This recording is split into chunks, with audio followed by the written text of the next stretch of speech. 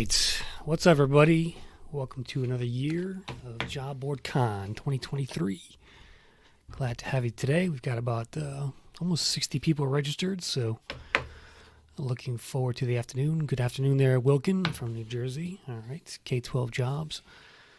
Can everyone hear me okay? Give me a yes or no in the chat there. Let me know if you can hear me.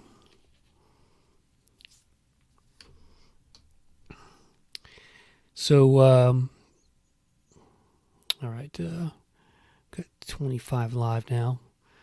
So, welcome everybody to Job Board Con 2023. I'm Chris Russell from Job Board Secrets. I'm a job board consultant who helps companies with their job boards and operations. And okay, there goes the aliases. Hey, Eric. Hey, Harry, Karen, Wilkin, Josh, Charlie, Michael, Stacy. All right, welcome. Everybody rolls here. Oh, Ray from Employee Diversity. Okay. Good job. Good job. Let me do a little intro here first, and we'll get rolling to an Ask Me Anything session first. So ZipRecruiter nears the $1 billion mark. Indeed is stumbling over itself with their paper applications. And Google for Jobs is getting a lot more interesting these days. But the industry is heating up, guys. But today, however, is all about helping you guys, a niche job board owner, get more traffic, make more money, and improve your overall business. I think it's going to be a great afternoon of takeaways and tactics for you. We have 4 sessions by me, and then 2 interviews with a couple of successful job board owners. Brian Fox from Trusted Herd, Oliver Feekins from Track 5. They operate a bunch of trucking and healthcare job boards, so we'll talk to him and get his take on things. And we're going to talk about my sessions. Ask Me Anything first here. I'll go over must-have tools for job board owners, attracting passive candidates, some tips around that. And then last of my sessions will be SEO for job boards, kind of my formula for how I like to get SEO traffic to a job board, really any website, really. We'll be on that. And then after the show's over, so it's from 2 to 5, and at 5:15 p.m. we'll go on to the Zoom happy hour. I sent a link to you all, you guys. There's also a link on the cheat sheet, which I just put a link up there. So if you want to follow along today's agenda, you can do that.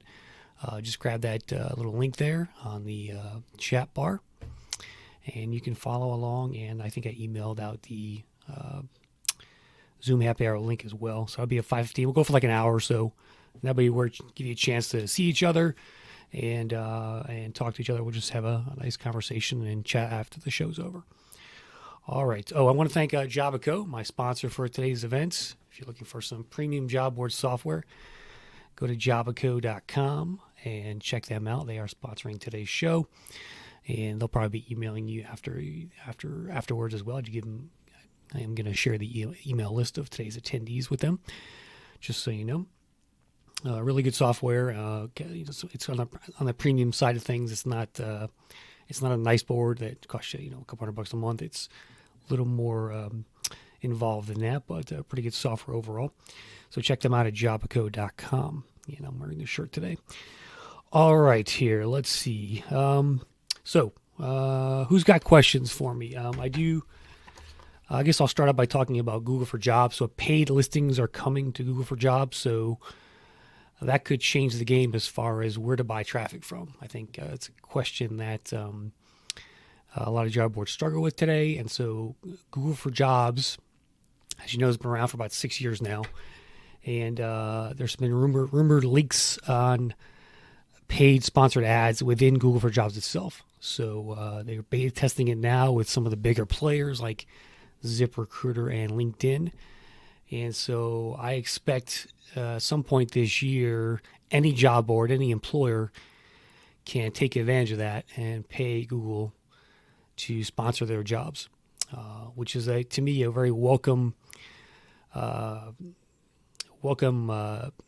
to have in the industry. We need a kind of a check against Indeed's power out there. And once this rolls out, I think it's a game changer for those of you who want traffic. It's also a game changer for employers who want to get away from Indeed as well. So, and that traffic, the Google for Jobs traffic, is the best traffic you can get today, bar none, in terms of the quality of that traffic. Google for Jobs traffic converts more. They apply to more jobs. They look at more pages. They sign up. They put their resume on your site much more than any other traffic I've seen out there. And so, intent-based traffic like that from people who are on Google looking for jobs is the best traffic you can get by far. Definitely it crushes Facebook. It crushes even some other job boards, but that's coming down the pike. So, all right. Hey, Randy. He's here as well. So we got 35 now on the line. All right. Who's got questions for me? Anything, random question about your job board, about the industry. This is your chance here. You get another 23 minutes and we'll talk about that. Joey Stubbs. Hey, Joey. So Joey's from Lensa.com, an aggregator. What's not clear about Google for Jobs is whether they will allow job boards to buy long term. Yeah, I mean, I would assume so. I'm thinking that it's going to be a DIY self-service solution, much like a Google AdWords. He says most of the beta work has been with Appcast agency clients. Yeah, that would make sense, I think, in terms of rolling that out. I'm hopeful that they're allowing anybody to go in there and buy jobs because they're going to open it up. I mean, they can't limit it as far as that goes, I think, Joey. I'm expecting anybody can go in there and buy these things. Anybody who's in Google for Jobs anyway. Today is already being indexed, right? So we shall see. There's still a lot of details that have to be published, and they've been very mute on that fact. But we'll have to see what happens in the next few months here. Derek Swans, can you explain Indeed's new pricing? Sure. So Indeed's launched a paper application. And paper application started. So let me start with paper application first. So now if you're an employer, you go on Indeed and you set a budget and you basically, you set a PPA budget, paper application budget. If you're using Indeed Apply, you're going to basically get charged I think I've seen some numbers like $30 per application.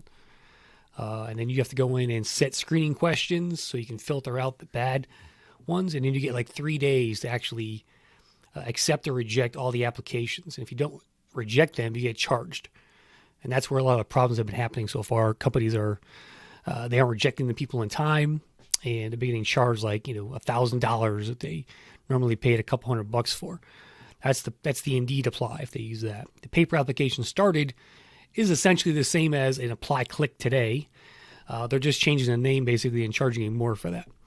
And so I've yet to see what the pricing will be in a paper application started because it's just a click to the ATS.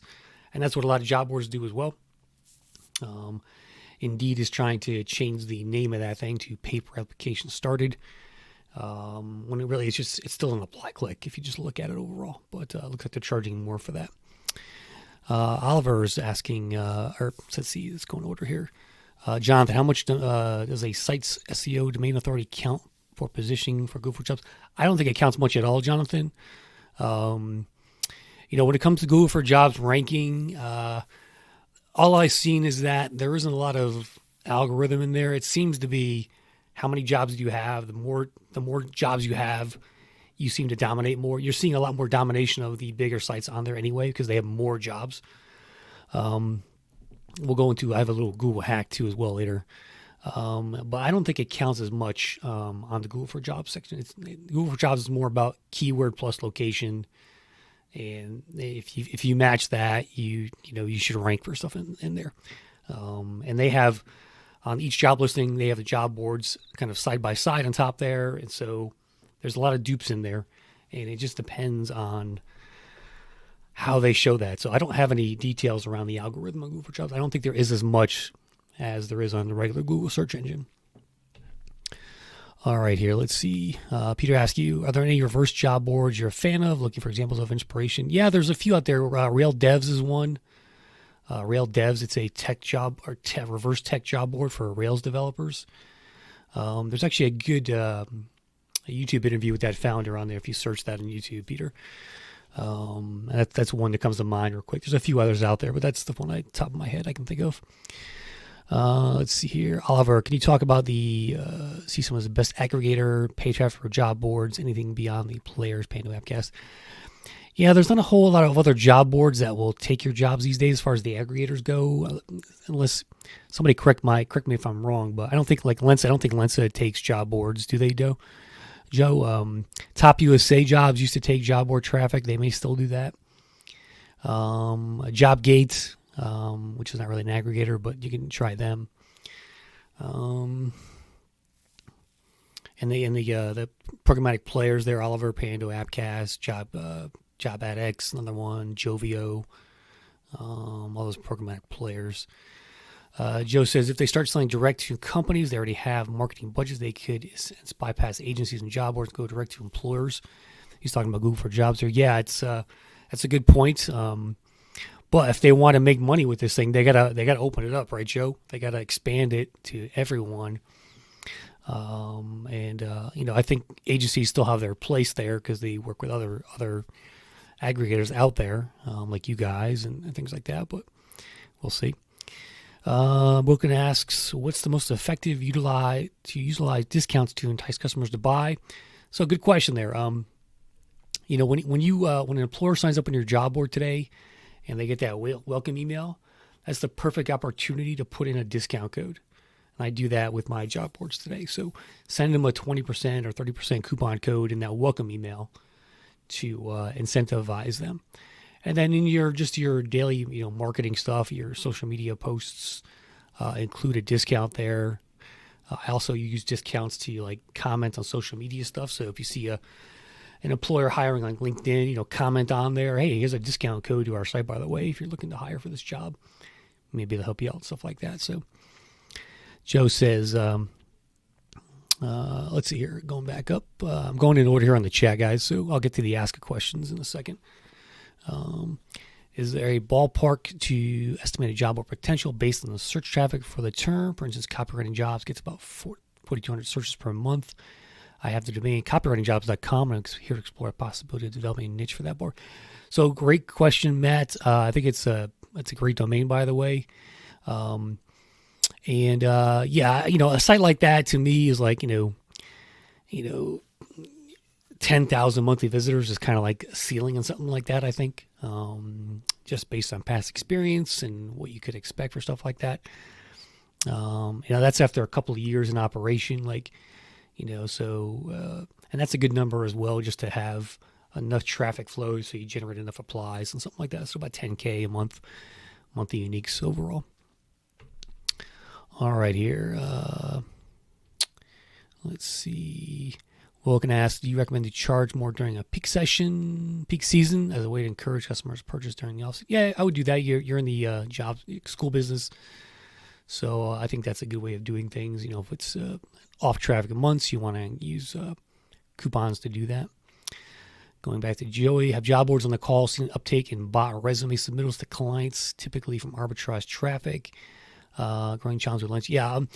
Speaking of bots, Joe, I've got an HR job board today, evilhrjobs.com, and I can spot scammers a mile away. I just had a couple come on there recently. They created employer accounts. I require employer accounts to have an employer email on there, and this guy who did it was pretty slick. He created an account for Boehringer Ingelheim, the pharmaceutical company, and in the email address he put a .org, which didn't exist. And a domain name, it didn't exist. It was some name, whatever, at boehringer-ingelheim.org. And it came in at 1:24 in the morning, so I knew it was a scammer right away. I went and looked for the person's name on LinkedIn, and she didn't exist, so I knew it was a scam. They were just going in there to look at my resumes. And so there are bots out there that would do that, for sure. So I've seen it. I haven't seen an uptake in it, but it's definitely out there. And if you have ever experienced spam traffic coming into your site, throw it in the chat there and let Joe know. And we could talk about this too on the Zoom later as well. Jordan asks, I'm sharing a job advert, which I'm got into my site from a scraper. Is it legal for me to change the advert so that the candidate applies directly to my job board? So that's a little bit, That's a little bit gray hack there, or black hat, I guess. I don't like to do that because just send them to where that job lives. You're just making more hoops for the seeker at that point. It's not something I tend to do. You could do it, but there's nothing illegal about it, I don't think. But it's just not good best practice, in other words. So keep that in mind. Joey says we're active. Oh, yeah, okay. So you're actively buying and selling both clicks and coverage to job. Okay, that's good to know, Joe. I didn't know that. So job boards, if you're looking for traffic, go to lensa.com and check them out there, or connect with Joey Stubblebine on LinkedIn or something like that. Thanks, Joe. Randy Wilburn, new to the space, just getting started. I'm working on a hyper-local job board, and I'm wondering if you have any advice you can offer for the initial rollout of the job board. Hyper rollout. So I guess you're meaning a city maybe, or a industry plus a city. Do something local. If you live in that area where you're doing it in, hold a party at a bar. I used to have pink slip parties from when I ran my local job boards. Do something local like that, a meetup, networking event, and do them regularly. That will really help to build a brand offline, and make a name for yourself that way. So anything you can do offline with a local brand like that is always a good thing to do. It shows the people who's behind the site, and invite the local press there. That might help you get some attention to it. All right, here. Let's see here. So these Randy's question. Eric Swanson. I used to hear Zip, Indeed, and LinkedIn all over the airways. Not hearing much about Indeed on the airways lately. Have they cut back? They may have cut back, but all their marketing dollars goes to Indeed these days pretty much. I haven't heard anything around Glassdoor. In fact, I have a post coming out about is Indeed cannibalizing Glassdoor. Stay tuned for that on Monday at righttechmedia.com. But I hear ZipRecruiter a lot on podcasts. I listen to a lot of podcasts. I've seen, Indeed is still, they do a lot of TV commercials these days. So I haven't seen any downturn really, but I don't think they've cut back from what I've seen. Let's see here. Hey, Chan, he's here. ZipRecruiter has drastically reduced CPC rates lately. Any comments, he asks. Regarding bots, Stacy says I just had to block some countries because it was becoming a daily issue. Yeah, if you can block countries like Pakistan, India, I don't mean to be discriminatory here, but that's where this bot traffic is coming from. China, to U.S. sites. Like if you can block it at the country level, do that. That's a really good way of doing it. I think you can do that for like a Cloudflare type of service. I tried to do it on GoDaddy once because that's where my domains are hosted, but I couldn't get it to work for some reason. Let's see here. Any advice on getting job seekers to convert to purchase partner products, resume, services, interview courses, etc.? Good question, Randy. Dave. Let's say who said that. Josh. Josh. Yeah. So first of all, yeah, affiliate stuff is good for resume services like Top Resume. And again, going back to like the welcome email for job seekers, throw a link on there to Top Resume or whatever your affiliate resume service is. I used to sell ebooks on my local job boards, that kind of that little guides to the local job market, top employers. I had some career coaches on there, some other just relevant stuff about the area, so you can sell ebooks. But the resume stuff is the number one way to make money on affiliate stuff for job boards. So topresume.com, or go find your own resume writers, partner with them, send them leads.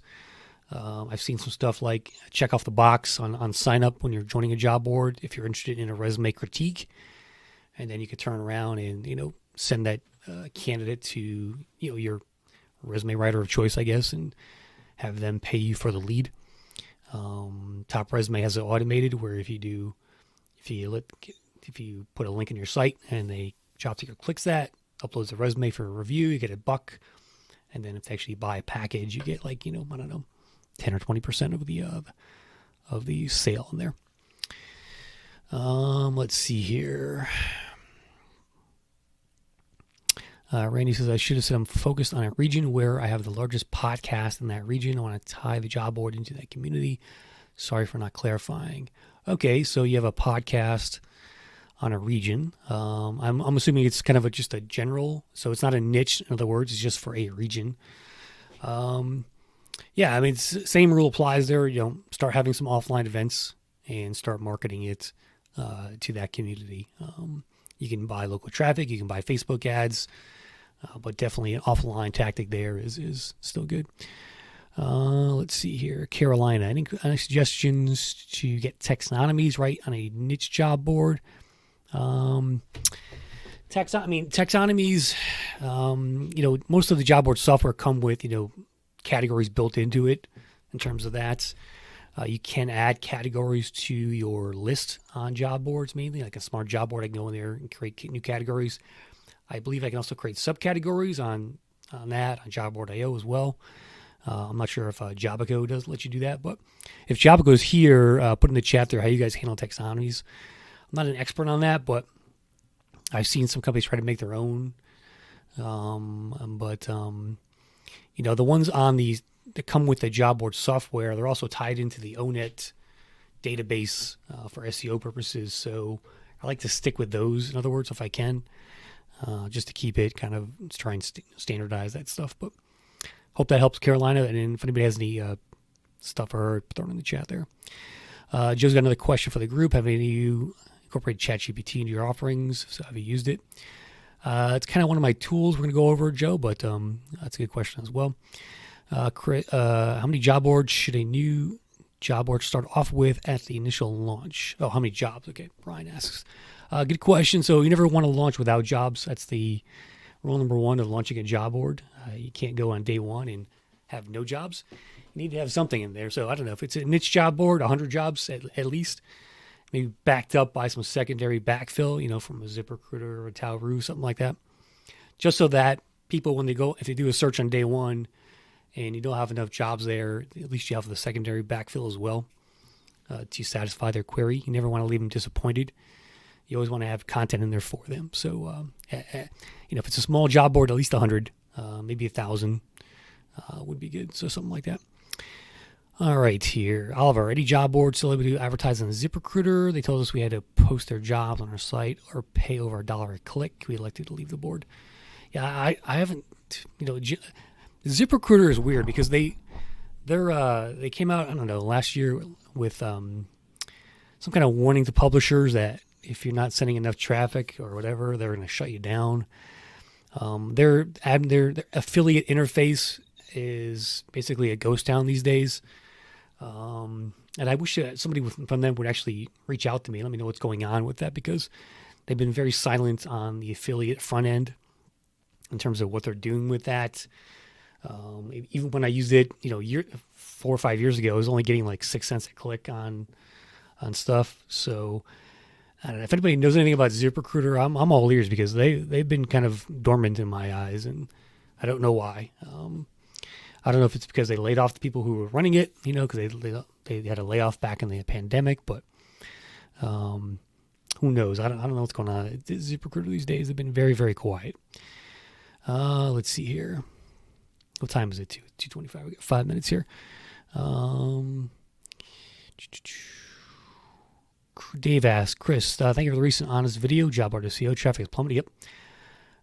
Glad it wasn't my last 3 job boards. Yeah, we'll talk about, so I did a quick video on my YouTube channel, which I'm going to publish on the blog next week, but I had a client who lost a bunch of traffic back in October, 90% of their SEO traffic. They were getting thousands of clicks a month from Google, and they basically lost it overnight. Google did a spam update back in mid-October. My site got hit as well, my HR job board, which I didn't even realize until like yesterday when I made that video. But my theory is that they're doing that so that in preparation for sponsored ads. Now that you've lost all the traffic, you're going to want it back. Well, the only way to get it back is to pay Google. So that's my evil theory behind their rationale there. But we can talk more about that when we do the SEO session. Let's see here. Jordan. In Australia, my target audience is they have Job Adder, which allows recruiters to work through their software and post their job adverts to 200 plus job boards they are integrated with for a minimal fee. Seems as though it won't be able to compete against this service. Yeah, I mean, that's a very good value add service for any company out there. You could do something similar, like build your own network. You could use JobGate, for example. You could maybe try and partner with any other local sites in Australia there that may want to form their own network, maybe. You could, advertise. You could use Facebook and Google as well as part of that network if you want to create your own, kind of extra upsell around some of your pricing products there. So think about stuff like that you can do externally beyond what they offer. Lensa's got an API as well there. Yep. So they did an interview with Lensa, I don't know, a few months ago. So check them out for their candidate registration, their backfill options as well. Chan says Indeed paused job campaigns to traffic sources. Yeah, due to Google job board. Yeah, I guess so. I don't know. Indeed they don't need any more traffic from partners, so that's probably why they gave up on it. That's my opinion. But now they're on Google for Jobs. But now that Google for Jobs is coming out with sponsored ads, I wonder how they feel about that. So I'm sure they don't like it because it's going to hurt their business, I think, overall. Brian says, I was asking for launch purposes, what is a good number of general rule of thumb that would make sense for launching? I don't have anything yet. Yep. Let's see, ask a question here. Let me look at that one. Do you recommend increasing prices? Oh, you asked that one already. Okay. I'm going to delete that one.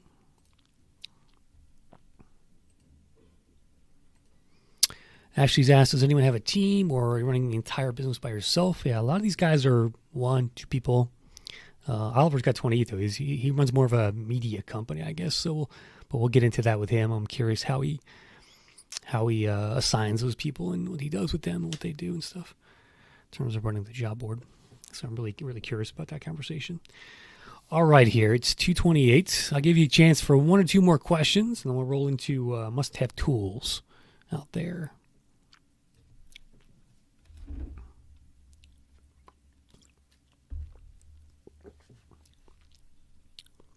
All right, guys, you ready for tools? Did I answer everyone's question? I think I did. That was a rapid fire. Good questions, guys. Appreciate them. All right, here. Let me share my screen so we can get to the tools list.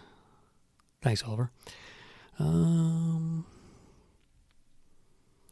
Eric saw my post about job board companies, software companies needing to have a PPC model. Any news? No, I mean, I've that's not the first time I've written that post, but yeah, if you're running job board software today, think about creating another model in there, which is PPC, and allowing companies to pay for pay per click, essentially. I would love to see that on a smart job board, on Jobico, on a job board IO, as another way to make money, because that's where a lot of the industry has been headed the last 5 years, and job board softwares haven't really gone beyond the pay duration posting. So, I think if you want your business to evolve, I think you really need to add a PPC type of functionality in these different softwares out there. So I hope they do.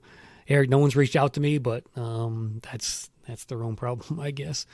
I sort of wish I could run one of these software companies, but that's not going to happen. All right, here. Let me share screen. Where's my share screen icon?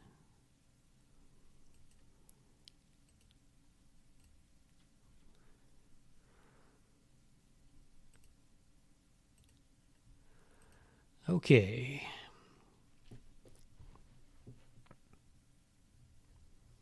Let's go to job board tools. All right, so I have a number of tools I use to run my job boards, and tools I recommend to clients and stuff like that. And a lot of this stuff is to make your life easier, to do things faster, to save time, and to automate things, right? That's the point of all these tools.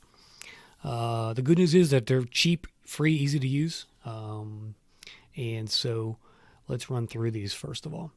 Now, I'm going to start out with Stack Counter here. Am I going to actually, let me go back. I need to share my entire screen here for this. Entire screen, share. Okay, let me click on Stack Counter. Actually, let me go into Stack Counter first. Can you guys see my screen, by the way? Okay.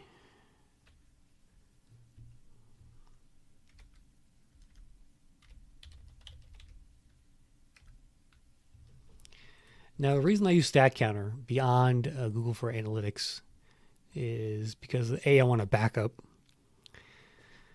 and B, it's a much easier to use interface than Google for Jobs. Google Analytics, I'm sorry, is getting much more complicated these days, and they're also forcing everybody to go to their new version of it, which is even more complicated in my opinion. Just from a layman's term, just trying to read the data. I just care about the basics for the most part. I'm not going in there and tracking, the different click levels and triggers and all that shit. It's I just want to know page views, unique views, some of my SEO stuff, where the traffic's coming from, those types of things. And that's what Stat Counter is good at doing. They have a free version here. I use the free version.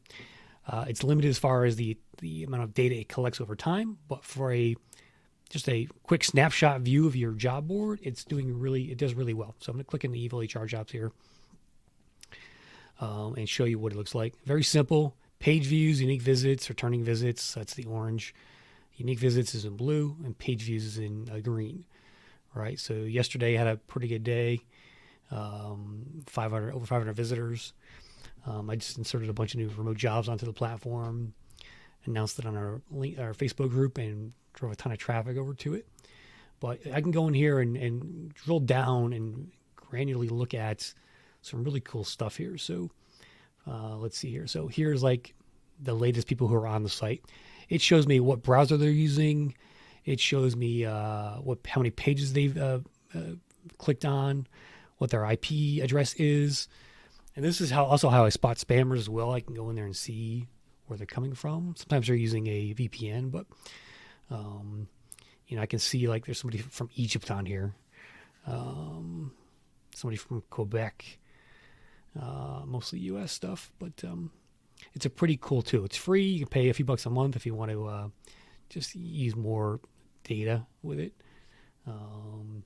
It shows you page view activity here.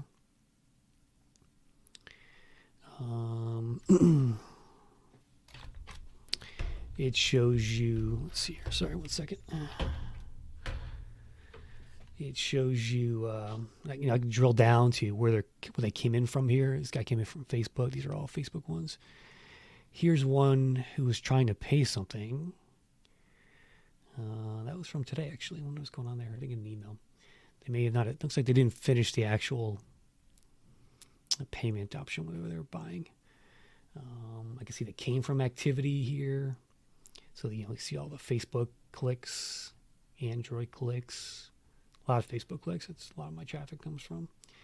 Keyword activity is not going to show you that because Google hides that stuff, but it will show you that you got a click from a search query. They just won't show you what it was because you have to find that out from Google itself. What else? Exit link activity. Like, what are they clicking on after they leave your site? This is really interesting as well. You can see I have some ads on there from Google. You can see they clicked on some company websites from the job descriptions. You can see a visitor map. This is kind of cool. Let's see here. Click on visitor map. Why is it not working?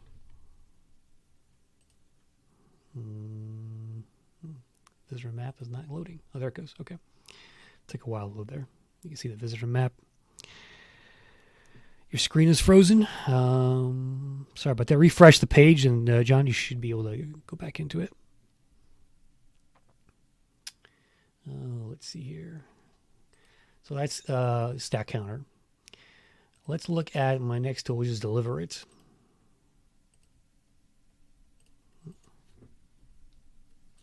Deliverit is a social media tool that I use to push out job content, blog content, curate content.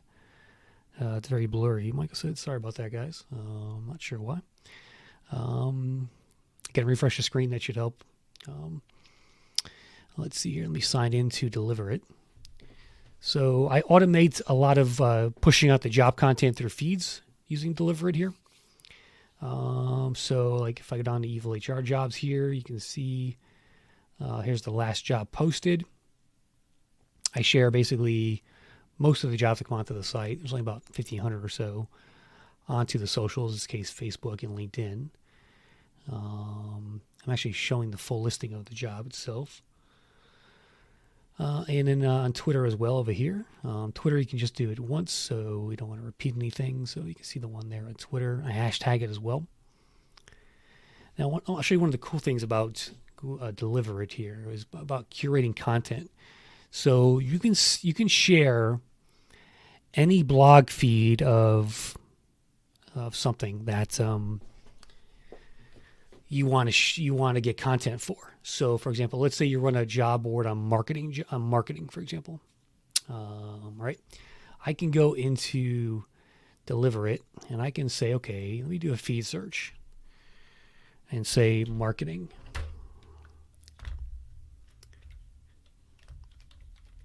Okay.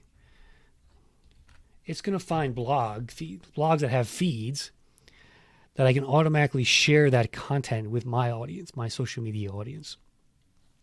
So if I want to share, let's say, a marketing dive, latest news, right? I'll view the feed here. Here's the feed. Here's what they're publishing about. And I can use this content to basically populate my social media channels for free. Now you're sending them traffic, but you're populating the social media channel, which is the key thing. You're adding value to that social media channel itself, right? So the way I would use this for a job board is I would curate a bunch of different, 4 or 5 of the top news sources in my space onto my social media feeds. And basically, once you do that, you just connect it over here. You go in and you choose. Let's see here. What happened here? I went back. If I click on, let me try it again here. Marketing.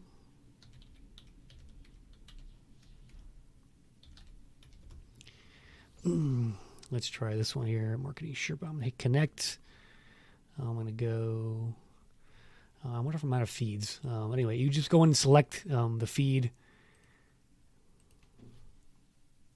Try this again. Here we go. Validating feed. Now I go to post settings. I can share immediately. I can add it to a queue. I can post the most recent item now, or I can wait. I can echo the content, meaning I can replay it twice if I choose that. And then I go in and I connect the socials. And I go, okay, post it to this Facebook account, this LinkedIn account, or this Twitter account. And boom, it'll start posting that article, that blog post, whenever they publish. And that's how I partially leverage Deliverit to do that. But I also give it my job feeds, my blog feed on my job boards, and my job feed itself to push out the content onto Facebook, Twitter, and LinkedIn automatically. So I don't have to do that. So it basically staffed my social media channels for me. And then I go in manually as a human and augment that every once in a while with the human curated stuff, right? That's how I automate that content and do that. Stacy asks, how is it different from Zapier? It's the same thing almost. It's just a different way of doing it. I think it's a little bit cheaper than Zapier, to be honest with you. Use Zapier for all your social. Yeah, it's fine too. I use Zapier as well for a couple other things. I've just used Deliverit for so long. I know it so well. It's just easy. I've tried Buffer at times. Buffer does that as well. Buffer app or Zapier as well. So yeah, you can use. There's a variety of tools that do this, but this is just one I happen to use. It's like $10 a month for like 3 social media accounts, so it's pretty cheap.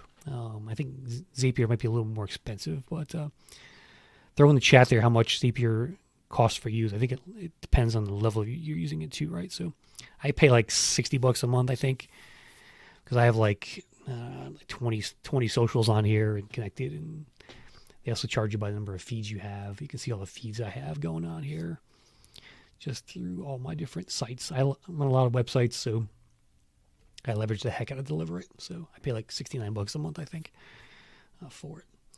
All right, let's move on to the next tool. Time is at 2:41. Let's talk about Canva. Real quick on Canva, probably my favorite software ever as a creator, content creator. I mean, I love this thing. Canva it does everything. It's a graphic designer in a box, if you know how to leverage it. So You can create all kinds of stuff on here. It gives you all the right sizes, YouTube thumbnail, blog banner, a Facebook post, a LinkedIn post, a video. They have video templates in here. It's awesome. You can do docs now, PowerPoints, research white papers. I mean, it's literally endless stuff you can do with this thing.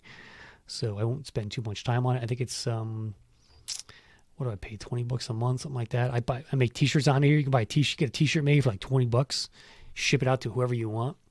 And they also do sweatshirts and hoodies as well. So I've done a lot of stuff over the years with that. It's pretty cheap.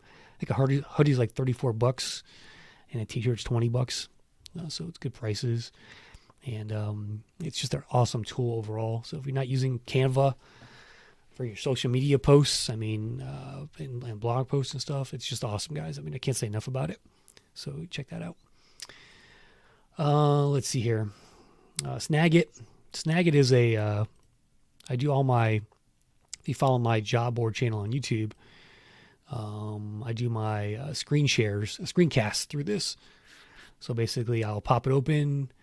I can go in and just, I can add arrows to shit like this and highlight stuff. There's the highlighter. I can highlight sections of a screenshot. I can do a screencast. It's got my picture down in the right hand corner. This is like $50 a year, I think, for the software. One of my go-tos I've used over the years, ever since I learned about it about 7 years ago. Again, pretty cheap piece of software. It's like $50 a year, I think, is for it. Is what you pay for it. Great for screenshots, for screencasts where you see the arrow move around, and just augmenting an image with text, with a call out. You can drag and drop stuff over here. It's really cool. Right, so it's a really great tool. So check that out. All right, so let's talk about my next tool, which would be rev.com. So rev.com is a tool I use mainly for podcasts, and it is a transcription service. And so when I do a podcast that I really like, I really want people to know more about, I will transcribe that podcast and basically make it into a blog post. Stacy says she spends $20 a month for 50 zaps a month for 2 job boards. That's not bad. And so, here's my files here. So I have a podcast called RecTech. It's an audio podcast from RecTech Media. And so I can go on here. Now, you can pay for a machine to transcribe them, or you can pay a human to do them. Human one is more expensive. It's like $1.25 a minute. So like this one here from with the Economist from Appcast, I got paid about $50 for that. You can see what it looks like here. And I can go in and edit the transcription. It shows you, like, I can go in and play certain parts of it. I don't know if this is going to shine. I don't know if you can hear this or not, but yep. And machine can do it as well. It's a lot cheaper. I think it's only like 10 cents a minute with a machine. But the machine has much more errors in it. It's pretty good. It's like 90% good. So it's like 10% of stuff you have to correct on the transcription. But one other way I use this, which is a great little content hack for you guys, is like transcribing somebody else's podcast and making that into a blog post, right? Particularly if they don't have a transcription on their podcast already. So like I've gone and listened to a podcast where the hosts are talking about something around recruiting, right? And I like that exchange, and I wanted to turn it into a blog post and use their answers in my blog post word for word. So I paid the machine to go transcribe that podcast, paid like $10 or whatever it was. And it spit back, 1,000 words of content for me I could use. I then cherry picked the content I wanted to use and put it into a blog post to make my job easier as a content creator.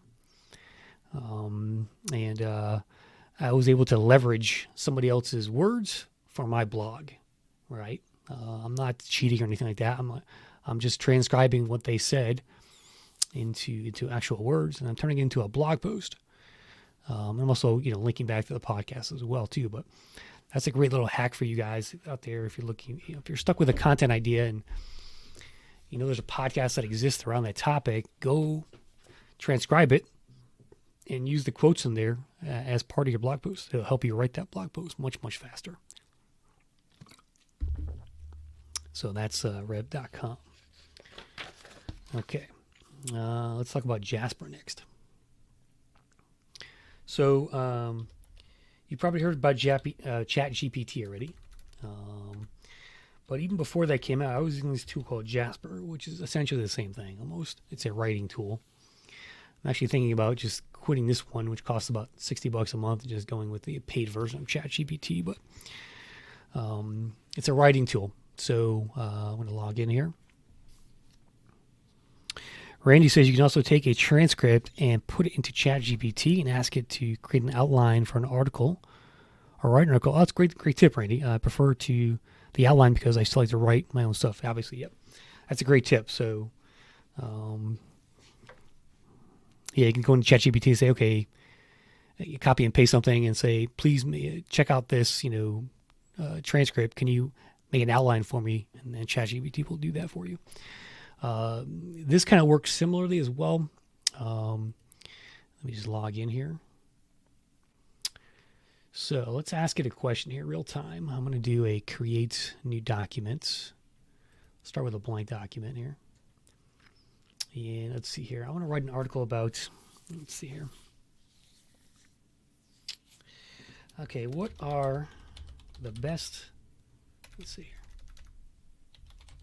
best ways for a person to use a job board to find work? Question mark. I can go in here and put informative. I do that sometimes. I can choose some keywords as well for it to use. I'm not going to skip that this time. But let me go over here to let me hide this, compose section here, and watch what it does. Okay, I'm going to get it, now it's stopped, so I'm going to hit compose again. And it's working. I'm creating the blog post.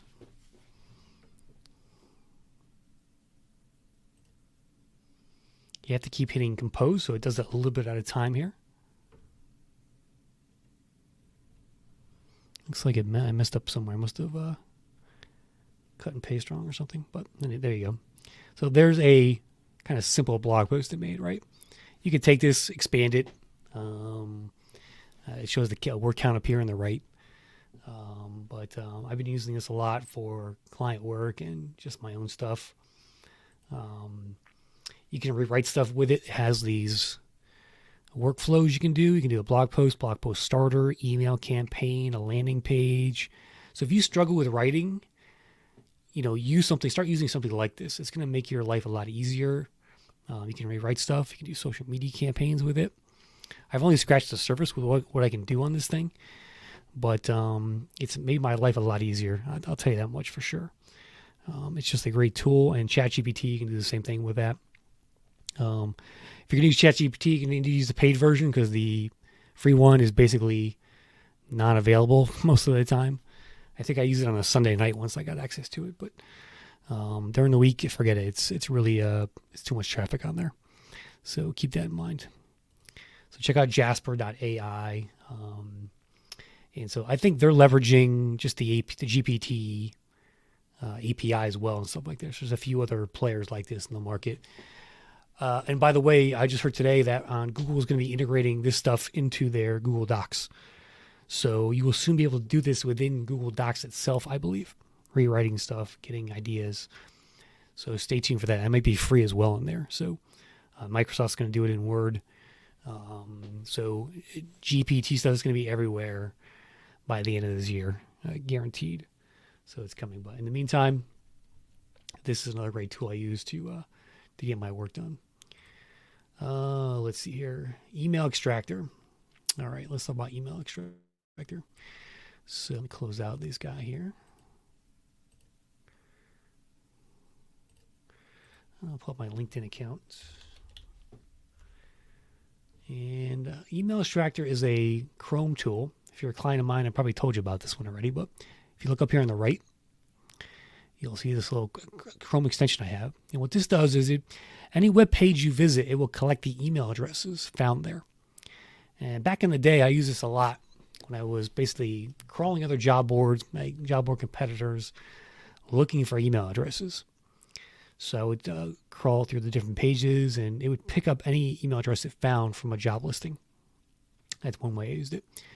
Now it's also great for leads, though. Like if you go on LinkedIn and search for, we're hiring, send resume, right? And you're going to get on the posts here. Let me click over to filter to posts. Boom. Okay. Flybridge Capital, they're hiring. There's her email address, Julia. So if I was looking to get her, that company as a prospect, come over here to email extractor and and click on it. And there are the emails from this page.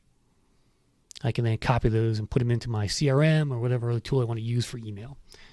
And you can see here, you can do this in any social media, Facebook, Twitter, LinkedIn, and to look for emails of, around a certain topic you're looking for. So you need to change this wording up here to reflect, maybe the word sales if you're looking for sales jobs or marketing, whatever, right? You could use the and sales, right? So you could filter it down a bit more. Look for companies that are hiring sales roles, and they'll appear in the post section here. And just copy their email. You can also comment on these as well. Again, leave that discount code maybe or things like that. But that's a great little tool, email extractor. It's a free tool. I think if you pay $10 a month, it will then, because once you leave the page, all the emails are gone again.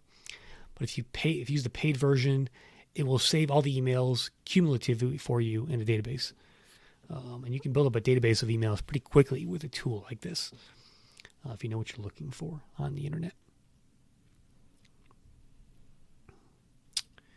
Let's see here. Missingletter. Okay, this is a newer tool that's a client of mine lets me use. I'm going to pull it up if I can. Here it is here. So this is kind of in the vein of a Deliverit, but it's actually I think it's a better way to recirculate your blog content. This is my page here. So if I go to campaigns, what this does is basically it works off of feeds. It takes your blog feed and it lets you it creates campaigns for you based on that blog feed. And then you can choose a campaign. You can do like 6 months, a 6 month campaign or a 12-month campaign. It'll actually go into the blog post, pull out quotes from it, and make them into little social media posts. And you also have to connect your social media channels as well. Let me see if I can show you how that would work here. So these are the campaigns I have. If I go into this one, that's a view campaign. Let's see here, dashboard, campaigns, drafts. Okay. So here's a new one. There's no campaigns to go for. So if I was to set up a campaign, there's an article here called 9 Employer Brand Metrics to Measure in 2023, right? So it's going to give me an option of a 12-month campaign, 2-week blast. I'm going to do a 2-month blast there, right? I can go in and set the hashtags for it, set images for it and quotes, but it's going to do that for me. So I'm going to select the hashtags. It's going to look at that blog post, automatically create hashtags for you, right? So I don't want all these hashtags, probably none of them actually. So I'm going to delete these. I can add my own as well, right? I can go and look at the media from that blog post. So these are the different images in that blog post. It's going to use all those. And here are the quotes. So it automatically went in there and pulled quotes. Now, these are basically what form the basis of the social media post itself, are these quotes, along with the hashtags and along with the images in that media kit that we just saw. And so I can go through these. These are the ones it picked automatically. I can go in there and delete the ones I don't want. Okay. And then you go to build campaign. And I have to go and select quotes. So it didn't let me do that, but you get the idea here. A really cool tool. I'm not sure how much it costs. I don't pay for it myself, but I'm just using this, my client's account here. But this thing's pretty awesome. And recirculating your content is one of the ways you're leveraging that blog post multiple times. You should be doing that as a rule. It drives more traffic back to your job board, as long as you're blogging, of course. And so look at something like this called Missingletter. It's missingletter.com is the URL. Missing, so without the E at the end. This is a really cool way to recirculate your blog content if you spend a lot of money and time and effort in making blogs. This will recirculate that for you up to a year in advance, or a year in the future, I should say. So look at something like this to augment that stuff. Deliverit can't do this. Deliverit only does it 3 times, up to 3 times. That's only basically the title that it's recirculating. This actually takes a blog post and creates different social media campaigns each time you use it.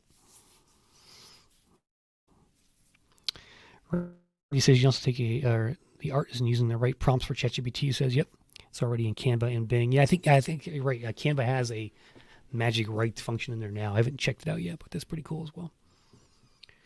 All right, here we are at 257, and the last tool would be just Contactout if you want to look for email addresses. This is a way to prospect for stuff. It's basically an email search engine.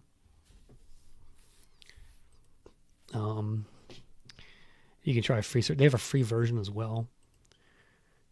It's free for up to 40 emails. So try it out if you're looking for emails of talent acquisition pros or whoever. It's $99 a month for 6,000 emails a year. $199 for 12,000. But again, prospecting is part of the job board, and this is an excellent email tool I recommend out there from that perspective. So those are my tools you use. Anybody else in the chat that got any other tools they use as part of their daily activities? I think somebody mentioned ChatGPT, but what else do you guys use out there from that perspective?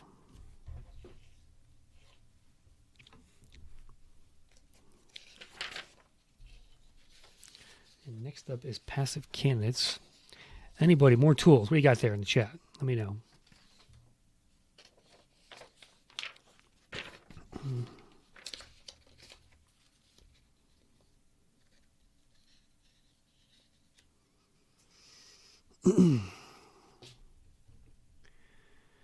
Okay, here.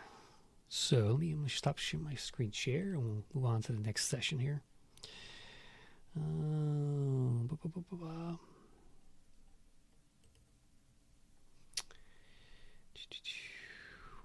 Stop screen share.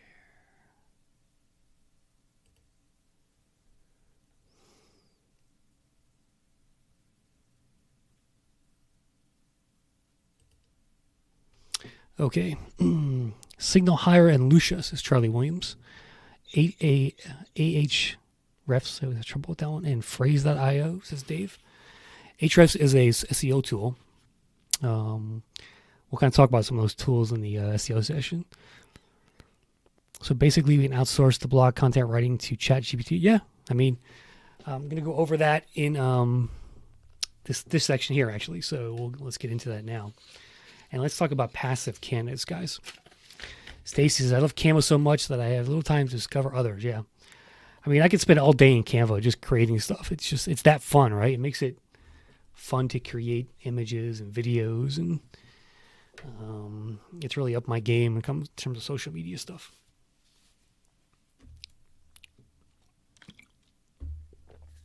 All right. So, how to attract more passive candidates. Create and automate. That's kind of the theme of this session here, guys.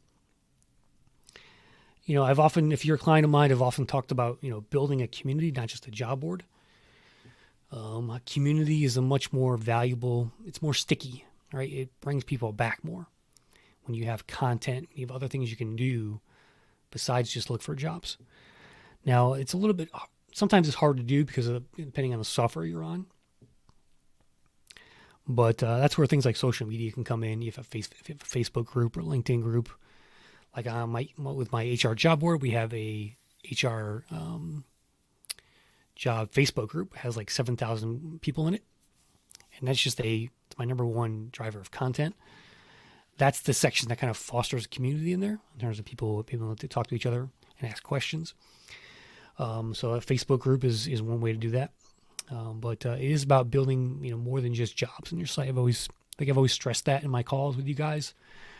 And content is a huge part of that. I think last year I had on Keith from VentureFizz, who runs a tech job board community. He does a great job with content through YouTube and podcasts and articles and all that kind of stuff. And so he's a great example of what to do right from that perspective. But it's something that you really have to concentrate on, I think, over here going forward. Industry news, stuff to help people in their career, be a career advice resource for these folks. If you're running any kind of job board today, become that career expert for finding jobs in that field.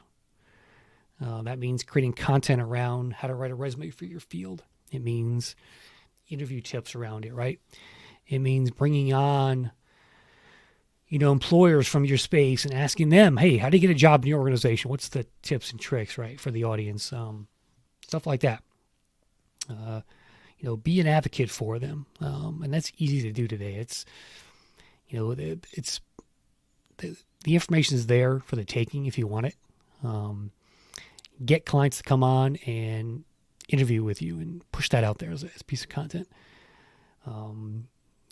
Hire a career coach to be your official career coach of the site. Send them leads as payment, basically, if you struggle with creating this type of content. But there are ways to do it out there. MaxList is another good example of content creation. Not only will that help, bring people back to your site and create more community through that, it's great for SEO as well. Ebooks. So I published a lot of ebooks today on rectakemedia.com for my employer audience. You could do the same thing for your employer audiences. How to write a better job description. Where to find talent beyond just you, right? I mean, don't be afraid to mention other competitors at times, depending on where it is. But I sold local job search guides on my local job boards back in the day. Job seekers don't pay for a lot, but they will pay for $10 or $5 for something if they see value in it. You can feature their resume as well. Sometimes they'll pay for. But get other people involved is basically one way of creating community. It's getting your client to come on and talk about jobs in their industry, how to get a job with their organization, what they look for in potential candidates, profiling people in your space. I know, Wilkin, you run a teaching job board, so profile some teachers on your podcast, on the blog, then go and tag them on social media so they alert their friends about it and they tell their friends to come back to your site, and vice versa, right? It's all about leveraging that piece of content. You can take a blog post as well, turn it into a podcast, turn it into a video, or vice versa. You can take like I said, you can take a podcast and transcribe it and make it into a blog post. Leverage all of that, and then tag those people and companies that you want to do work with on your social media channels. That's going to create community and bring traffic back to your site. How to attract more passive candidates. So Google keyword ads, look for ways to advertise to candidates where they're not, or where they are, right? So on Google, and then it's all about testing that Google ad spend. Sometimes it doesn't work as well as you think it might, but advertising externally around Google, Facebook sometimes, especially if you're in the hourly space, Facebook is a better way to find passive candidates. Groups on Facebook as well. But don't be afraid to advertise in those places. Experiment with that stuff. See how well it does, and then double down on what's working, what's not working. Steve asks, name of my job board is evilhrjobs.com. I'll put a link here.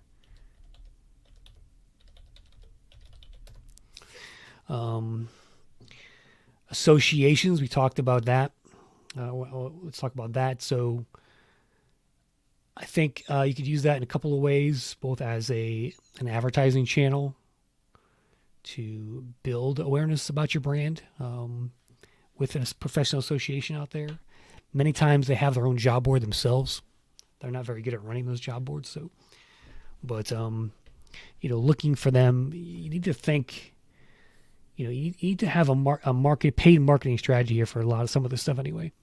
And I think associations can do that. They have directories, so my point about them was to go in there and see if you can find a directory of those folks.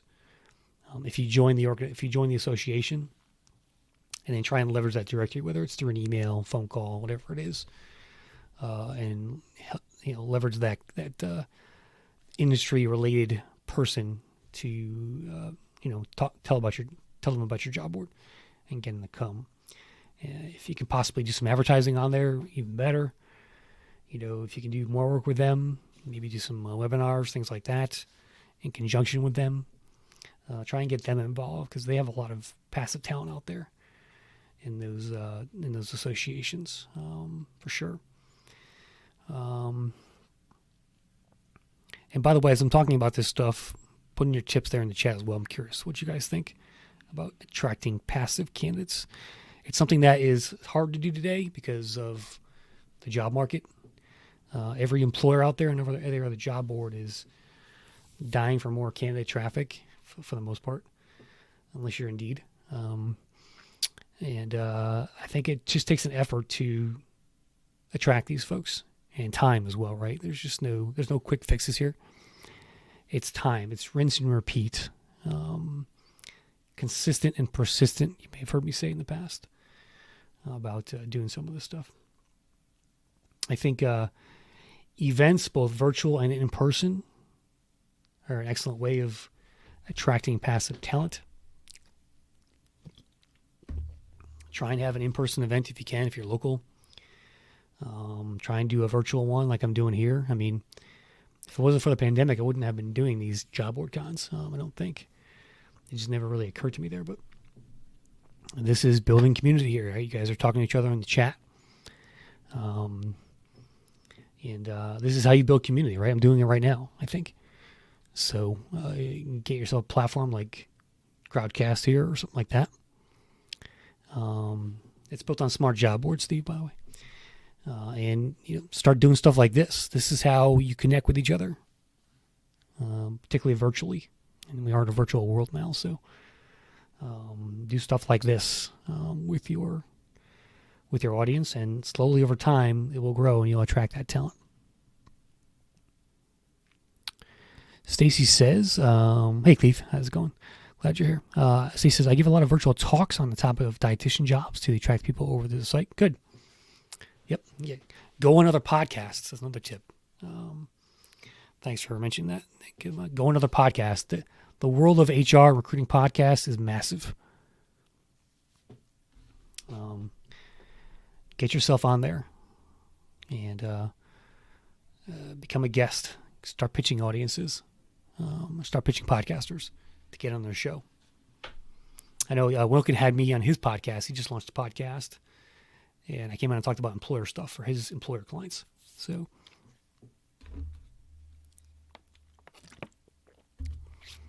Keith says you've had success running your community on Facebook. Are LinkedIn groups of use anymore? Not really. I have a LinkedIn group as well. LinkedIn groups are pretty much worthless. If you have a big one, though, they're still useful in terms of just a little bit of traffic, but not for community.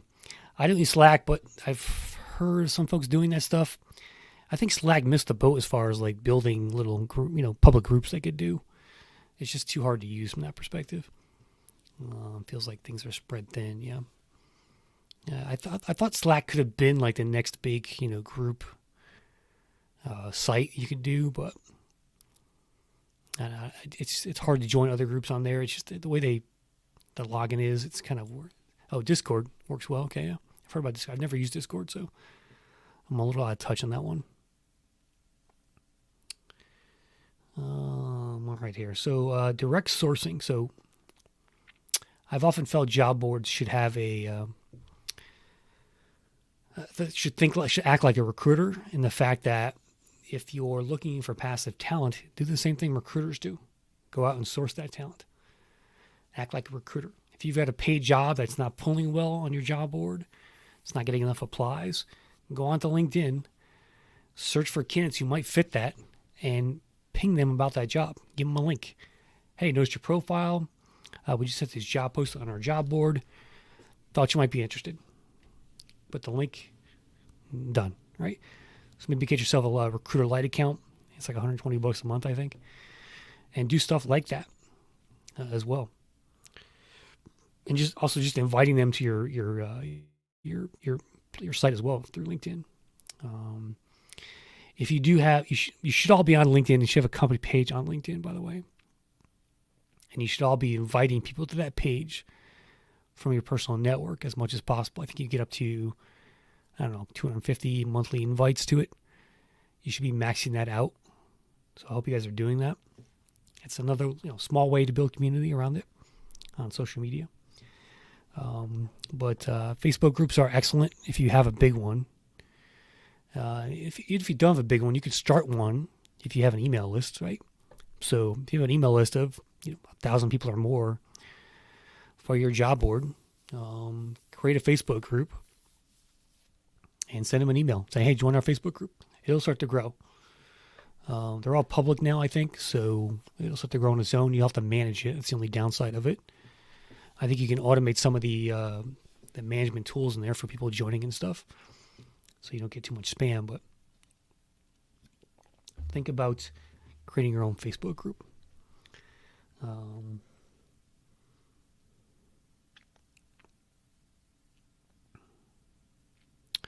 Wilkin says, people are following my career advice content more than I realized. I think being consistent with passive content is very useful for long-term growth. I agree.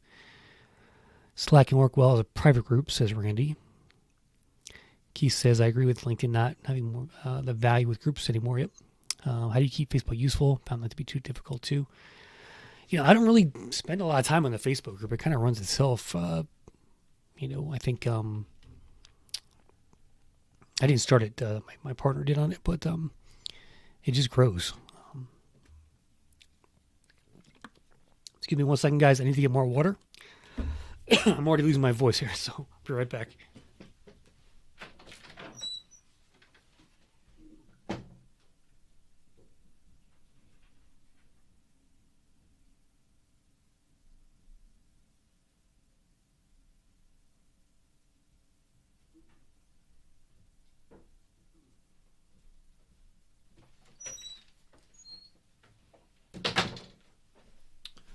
All right, sorry about that, guys. What are we talking about here? People are following my career advice. So, newsletter. One thing I see a lot of my clients fail to do is just leverage the newsletter. To me, the newsletter is also a way to create community because you're informing people about your space, your industry, your site. You should be using it to, I think, curate content and keep them up to date. The same stuff you're putting on the social media channels, you can put on the newsletter. In addition to, your latest jobs, your latest blog content, how to use your site, and things like that. But I think, any kind of group you can add to it.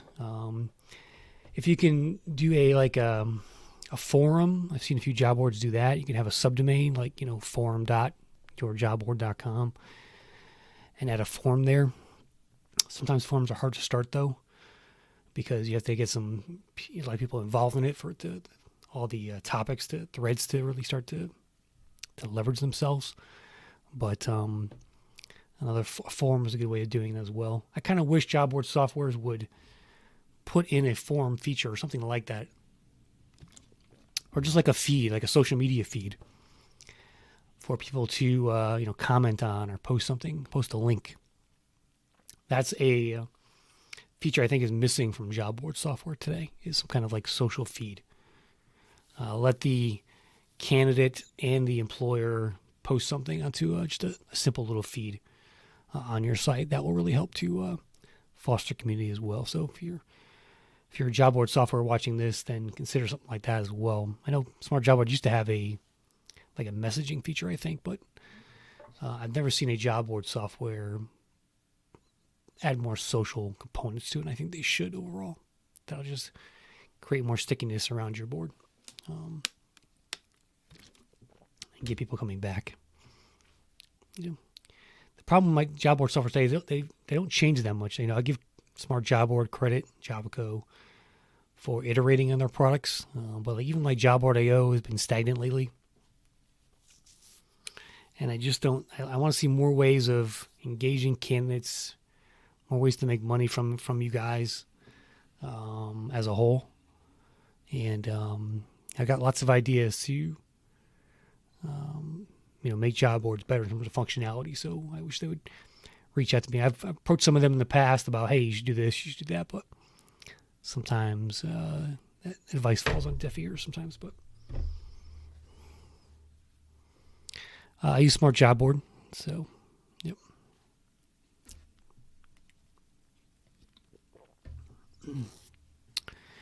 Randy says it has a question. I keep hearing that you shouldn't build a job board from the ground up first time around, but rather purchase a good job board off the shelf. Would you be able to recommend some that stand out in your mind for under a $5K initial investment? You talk about software or an actual business, an existing job board today? It's always, if you can buy an existing job board versus starting one, I like that as a strategy because they've done the hard work of getting it launched, right?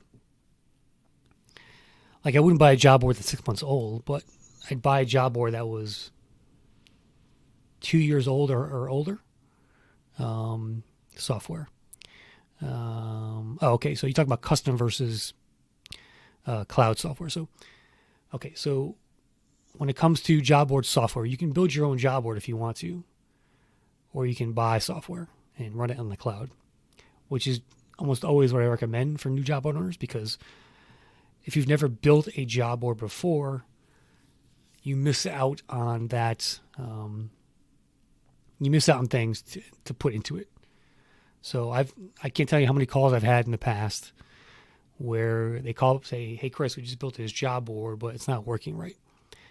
And I go in and look, and they're missing half the features that a job board should have because they hired some developer who never built the job board before to do it. And they're like, can you help us? I'm like, well, it's too late now. You just wasted, 10, 20 grand to do it. So that's why I say go, use a Javaco like they're putting on there. These folks have done it they've already built the, don't try and reinvent the wheel here. They've already done that stuff. Job board functionality is sort of standardized across the web. The one caveat with that is that you can't kind of build on top of it. You can't build on a Javaco or a Smart Job Board. You can get access to the API if you want to, but you can't go in there and change the code on it. So you're limited as far as functionality goes. However, the trade-off is you don't have to worry about technology anymore. All right? The servers, it's all hosted in the cloud. You don't have to worry about that. You should spend your time worrying about sales and marketing, which is really the lifeblood of your business. Let the tech people worry about the tech stuff. So I generally recommend, particularly if you're new to job boards, that you start with a cloud-based software company. Steve Fleming, is there any job boards that offer paid per click subscription costs for candidates to connect to message with each other for job networking, similar to LinkedIn? I've never seen any, to be honest with you, Steve. There may have been there might be one or two out there today that do something like that, but I've never seen much of that. Is there pricing? Is $20 to $100? I'm not sure what the pricing is on Javaco these days. Check with them, but you can see it there, I think.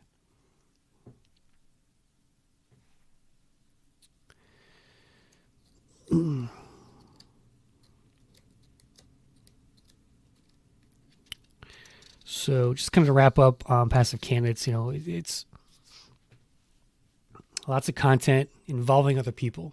I think that's the one of the main themes take away from this session is get other folks involved, interview them, tag them, try and let them talk to each other through tools like this, or a webinar, or whatever it is. Do a monthly meetup virtually or in person, and start to do this stuff and rinse and repeat. It takes time, guys. Wilkin says he used to use a WordPress account. It broke down every week. Yeah. If you're not a WordPress expert, don't use WordPress. And go from there. So content, stuff to help their career, ebooks, social media. Do some keyword ads for people in your space. Look for different, look for alternative advertising channels where you think people might be in your space. Conferences, another good one as well. If you can go exhibit at a conference for your industry, that's a really great place to find passive talent. I know Peter Askew in the chat there runs a WordPress job board, but he's good at WordPress, so connect with him if you're looking to get some advice there. Conferences, industry conferences, if you can go to one of those and exhibit your job board, that's an excellent place to go and find passive talent. It's a place to market your job board. These booths, a booth might cost you a couple $1,000 and travel costs, that kind of stuff. But that's a place where you can get thousands of visitors into one room essentially, and all in your space. So think about conferences as well when it comes to looking for that passive talent out there. Mention associations, find that directory.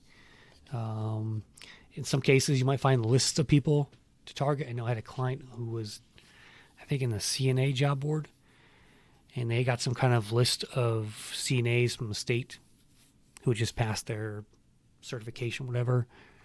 So there are potential lists you can buy as well, and then target them and get them to come to your site. But think like a sourcer. Go out there every day and on LinkedIn, on social media, and start talking to people from those accounts and get them to come to your site. And so that's kind of what I have there. All right, it's almost 3:30. I think it's time for our first interview, right? Let's see here. Let me look at my agenda.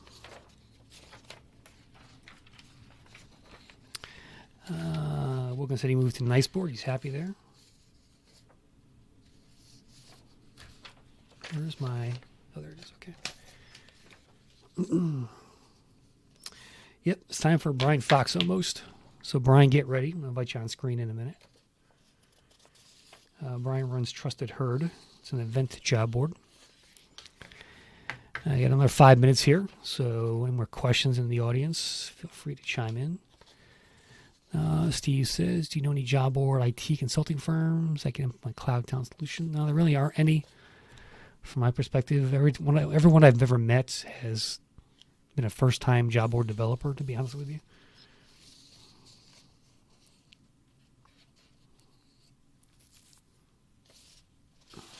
So we did passive, we did tools, and get rid of those.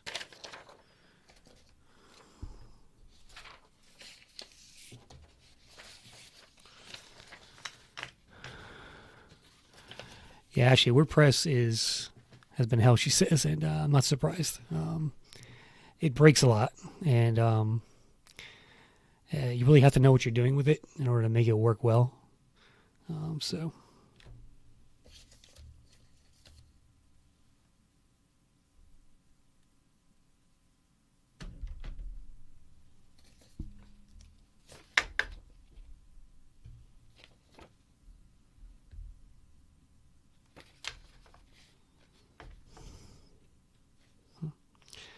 Okay, Brian Fox in the chat, are you ready? Give me a yes or no.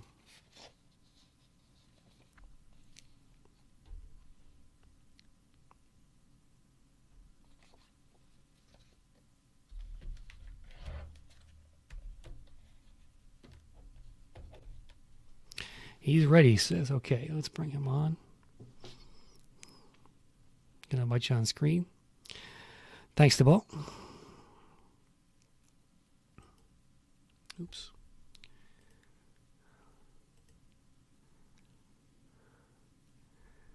Brian.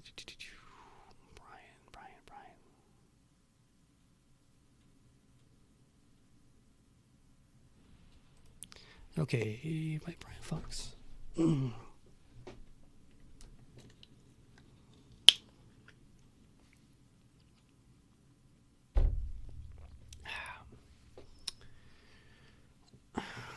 Brian is coming, I hope. You should get a little pop-up message, Brian.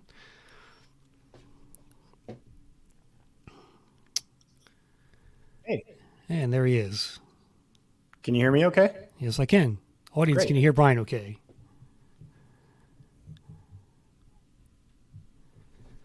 Brian's got a question. Do you think having people post for free in a job board is best when starting out or structuring a fee?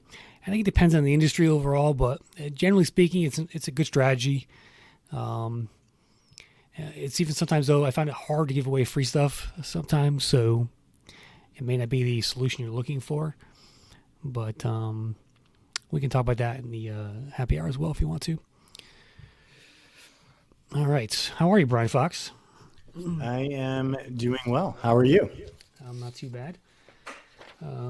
Brian is the founder of Trusted Herd. And Brian, why don't you go ahead and just give a quick description of what you guys do there at Trusted Herd? Yeah, so Trusted Herd is the largest live event gig site, and it doubles as a review site in the US, and we're in Canada. So it's been a lot of fun. It's been a long journey. I'm sure we'll talk about it over the next 30 minutes here and all the things that we've learned along the way. I don't come from a traditional job board background, so this was really my first foray. And yeah, happy to be here. Nice. So your site is custom built then, right? It's from the ground up. Our site is custom built. We can kind of give you how it came to be. So I've been in live event marketing, experiential marketing for, probably since I was 20. So I'm 18 years now. And had a bad experience one time. And so came home that night and started typing a business plan until the sun came up. And then my wife woke up and I go, hey, our house fund, what do you think about a tech startup instead? So we're still happily married. Highly recommend finding a significant other who is, they're your best support as an entrepreneur. So probably started building it or planning for a whole year before it launched. We ended up launching January 14th, 2017. I remember it. It was like we were coming back from a trade show somewhere out west, driving a client's event site, their trade show booth, back to Chicago. Mm-hmm. The site launched. I was probably in the middle of Nebraska. And it was cool. It was great. We ended up finding a company called tarmac.io for development, and they had developers in South America. And so that's the one thing, if you do end up working with an outside development team, strongly suggest that you're at least somewhat on the same time zone, right? Especially as you're building and you're starting, because if you're getting somebody on the other side of the world, it's very conflicted of feedback and those necessary updates. Yeah, very cool. Yeah. And you started with free job postings, and you've since moved up to an upsell model. How's that going? And talk to me about why that was successful for you as far as the free goes. Yeah. So in our industry, I mean, to give you a heads up, like for me to start, when I moved back to Chicago from Colorado, I found my job on Craigslist, right? This was 2006, I think. And that's what ultimately vaulted me into full time in this industry. And so there's a set of Facebook groups for our industry that everyone went to for brand ambassador jobs, right? The Facebook groups are great, and now we see those groups and whatnot. But there also is a ceiling on those groups of what you can do and engagement and all of that. So um, we started free because it was all about building the community at first. Like we knew, hey, there's probably a business model here. There's a ton of jobs that get posted. But what's going to make people come to our site versus just staying in these Facebook groups, right? So we didn't even start, like we said we did jobs and you could post jobs on the site, but nobody was coming. And even if they did, a worker would go, why am I joining this site? There's no jobs on here. And that I should preface and say, Trusted Herd is a community. So when you join, you have a profile, like a full LinkedIn style profile, user, password. It's not just I'm going to a job site and I'm clicking apply. Yep. So we would get workers who would say, Brian, there's no jobs on here. Why am I going to be part of Trusted Herd? And the way that we ended up growing our community was we're also reviews first, and they're anonymous reviews. So we would tell workers, hey, did you have a good or a bad experience? Because in the gig economy, if you have a bad experience, you're going to put that out in this Facebook group, and now you're going to probably be blacklisted by a ton of companies, right? Who say, hey, we don't want to hire Brian because he's going to blow a whistle on us. So that's where Trusted Herd came in. We started having workers leave reviews to encourage that growth. I ended up saying $1 per review that you leave in Trusted Herd. And at the end of the month, I'll write you a handwritten letter and drop it in the mail with a check, right? So that's how we started. And I got to a point, Chris, where I was probably writing 120 handwritten notes in a month. And I said, okay, we got to stop doing this promotion. But that was what helped our community grow at first, because those reviews all of a sudden caught the eyes of companies, and companies saying, whoa, I'm getting reviewed on this site, I should be on here. And that's when, hey, let's start posting jobs on here. Yeah. So you were the glass door of event companies, I guess. Yeah, live event gigs. Yeah, pretty much. Because you don't find, like, typically gig industry isn't on Glassdoor, right? Yeah, definitely. Okay. By the way, how much did you pay to build the initial site, by the way, with that company? Yeah, so our initial site, probably Roughly, all yeah. in, was somewhere 100 to 120K. Wow. And that didn't include apps to begin with. So that was the other thing that, you know, You have mobile apps as well now? we do. Yeah, we've had those for, I think, 3-4 years. But when you hear about people talking about MVPs and your minimally viable product, right? It's a two thought process, because one, it will make you think more about your community and how they interact with whatever you're building, and you can learn that. But two, the more that you build in software and then you start changing that, you have to go back and undo certain things. So, if we did software building for 6 months, it might be very easy for someone not in software to say, oh, Brian, can we just change this, this, and this? And then we're good. And it's like, well, actually, that's a 2-month change. And here's why, right? So that's why the MVP is super important for any site that you're building, because it makes you think about those things before you get too far in. And then you're just creating a bunch of rework. How big are you guys right now? I mean, since it's just overall traffic, numbers, things like that. Yeah, so traffic wise, we're up to 86,000 members in the site, 81,000 of which are workers. 50,000 of that 81K came in the last year. Wow. So You've exploded this year. Okay. we've exploded. I mean, every year, really starting, I would say, in 2018, we started seeing a lift, or 2019. But like those first few years, I mean, we would go through, I think that first year, maybe we did a couple hundred jobs, right? And then in the last year, we've had 60,000 event jobs posted directly by brands and agencies on the site.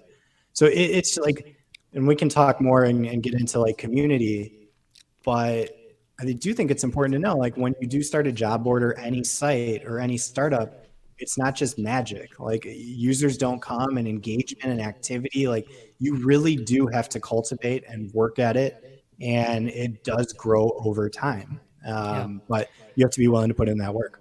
Yeah. And that's the one thing, when I get a new client, I'm like, look, I can't stress this enough. This is going to take time.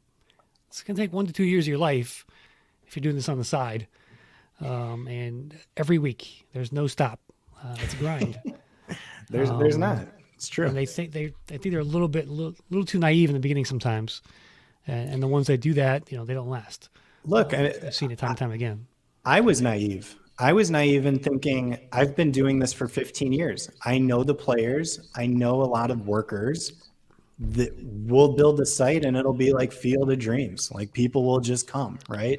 And it wasn't that case. And, like even being a review site, and that's something that we're probably going to look at reimagining this year of how we do reviews. We still get companies who have known about Trusted Herd for 4 years and then they finally join, right? Because here was the other thing is we just want to connect workers and companies faster, right? That's our goal, more efficiently. At the beginning, agencies in our world looked at Trusted Herd and go, whoa, are they going to try to cut out the middleman? Are they going to become that person that just connects brands to workers faster, right? Without having to pay in between. So again, like you kind of have to practice what you preach, right? Like you have to lay the ground rules and you have to just be consistent in messaging and showing that on social media. And, now I think we're over 2,500 unique companies that are on the site. We got brands, we got agencies, et cetera. And it's just growing. I mean, I think we've had 10 new companies join just in the last 2 days. And all of that's just organic, word of mouth. Yeah, very cool. Talk to me about your revenue structure and what you charge and different products you have. Yeah. So we did start off being a free site, right?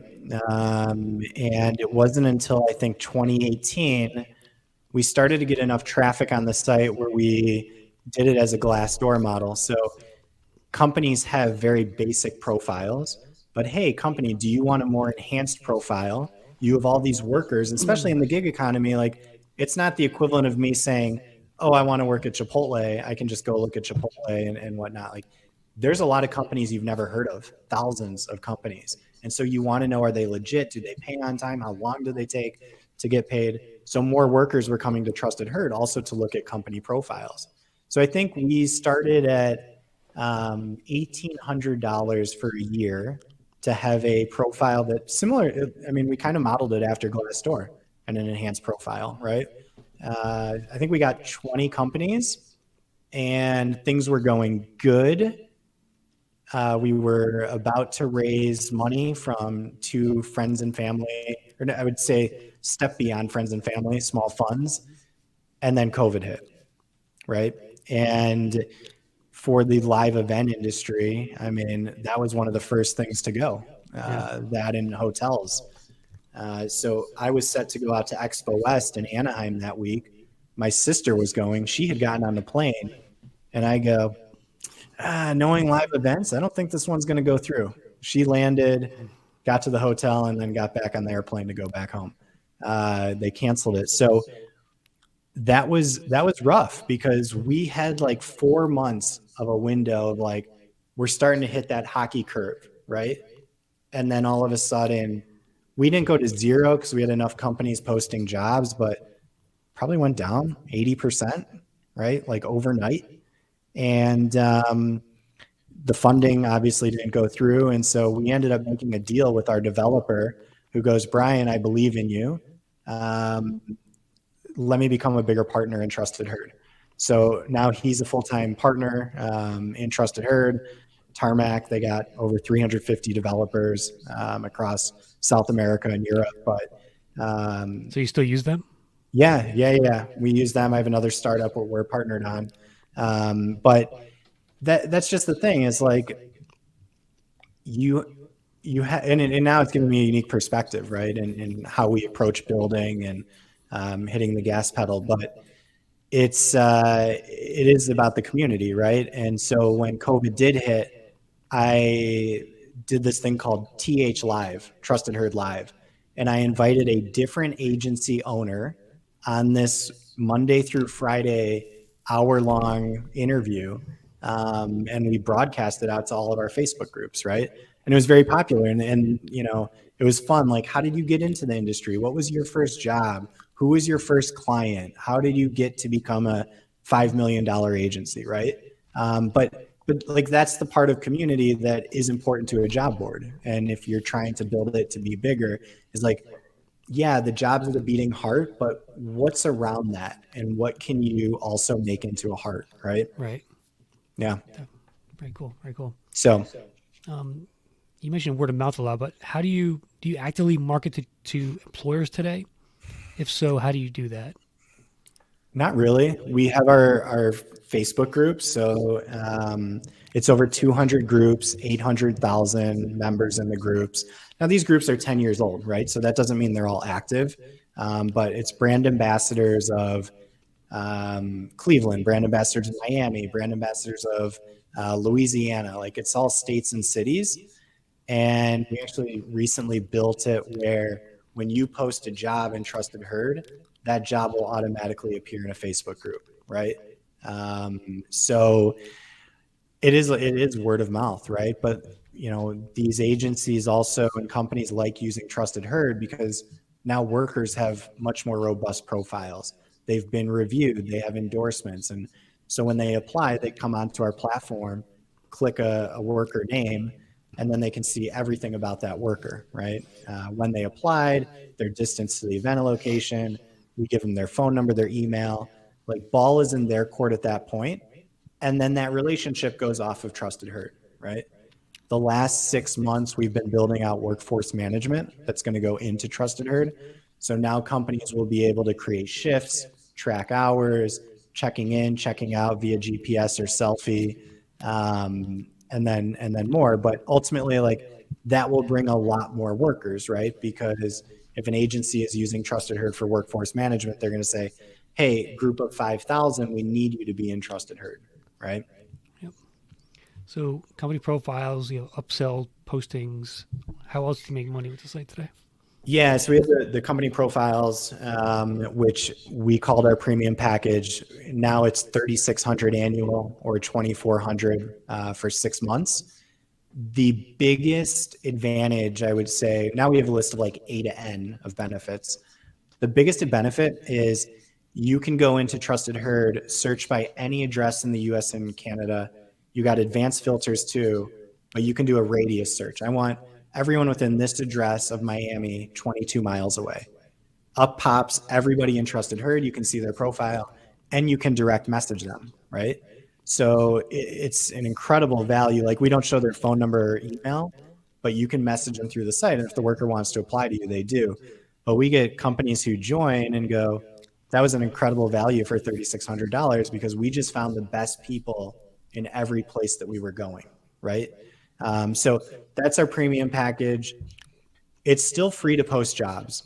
And I'll tell you, like, that was something that probably kept me up for years. Like, hey, I want to start making money. I saw someone asked a question about recouping investment, and I'll get to that. But I want to start making money. But if I turn on pay per job, how much traffic and users am I going to lose right away? Right. So what we ended up doing was, it's still posting for free, but do you want your job sent to every worker within 35 miles around 5 p.m. that day? If you do, it's $7 per job. Or you can do $99 unlimited, and then we have like a $9.95 enhanced questions. I can add up to 4 questions. That's a video, 30-second video reply, multiple choice, open Screening field, or add an questions. attachment. Yeah. Yeah. So we've done that. And then in the next week or so, we're going to add something called in-network for workers. It's going to be $4.99 per month. And it makes you in network. You get the badge on your profile. You appear at the top of application lists or search lists. But the thing is, if you ever no call, no show, you automatically lose that status, right? So it's a little bit of like, it's a paid membership, but at the same time, it's uh, based on performance too. Yeah, it's quite an ecosystem in there. It sounds like. It's it's a very big ecosystem. I mean, I often joke with people I wouldn't do it again if I know what I knew today 7 years ago. Um, but once you do build a marketplace, it's extremely rewarding. I mean, and I think more so in the gig industry because you have these workers that come back to your site every day. I think Chris, you asked me about site traffic, and I pulled some numbers before. So from February 1st to March 14th, yesterday, last year we had 45,000 users in that span on the site. That same span just this year, so the last 6 weeks, was 81,000. So Wow. almost doubled. And it's great because these jobs happen every day at the coolest locations you can imagine: concerts, sporting venues, trade shows, grocery store. Like, I mean, event workers, once you know about it, what a brand ambassador is, the people at the bars handing out shots or beer, they're literally everywhere. And it's the most fun gig because if you hate a job one day, there's thousands of other brands you can work for starting tomorrow. Yeah, So, yeah. it's a very interesting niche. I mean, you really tapped into something there. Going back to your early days, like when did you know you had something? Like, what was the inflection point for you? Was it 6 months in, a year in? Give me some thoughts around that. There was a Super Bowl, maybe a year before the pandemic happened, and an agency found a PR agency from Texas found Trusted Herd and hired a company that was a premium member on Trusted Herd to do that. And it was the Atlanta Super Bowl. And at that moment, we didn't seek them out. They just found Trusted Herd on the internet somewhere. And then they went to a company. I thought that was really cool. There have been times I've learned that companies use their Trusted Herd page in pitch decks to get new business, to validate their quality on a third-party independent site. I Yeah. think that's extremely cool. Seeing links of Trusted Herd profiles in Instagram bios is something that's very rewarding. Like, here they are, they can only put one link in their Instagram bio and it's their Trusted Herd link because that can get them more work, right? So it's like those little moments along the way. It's because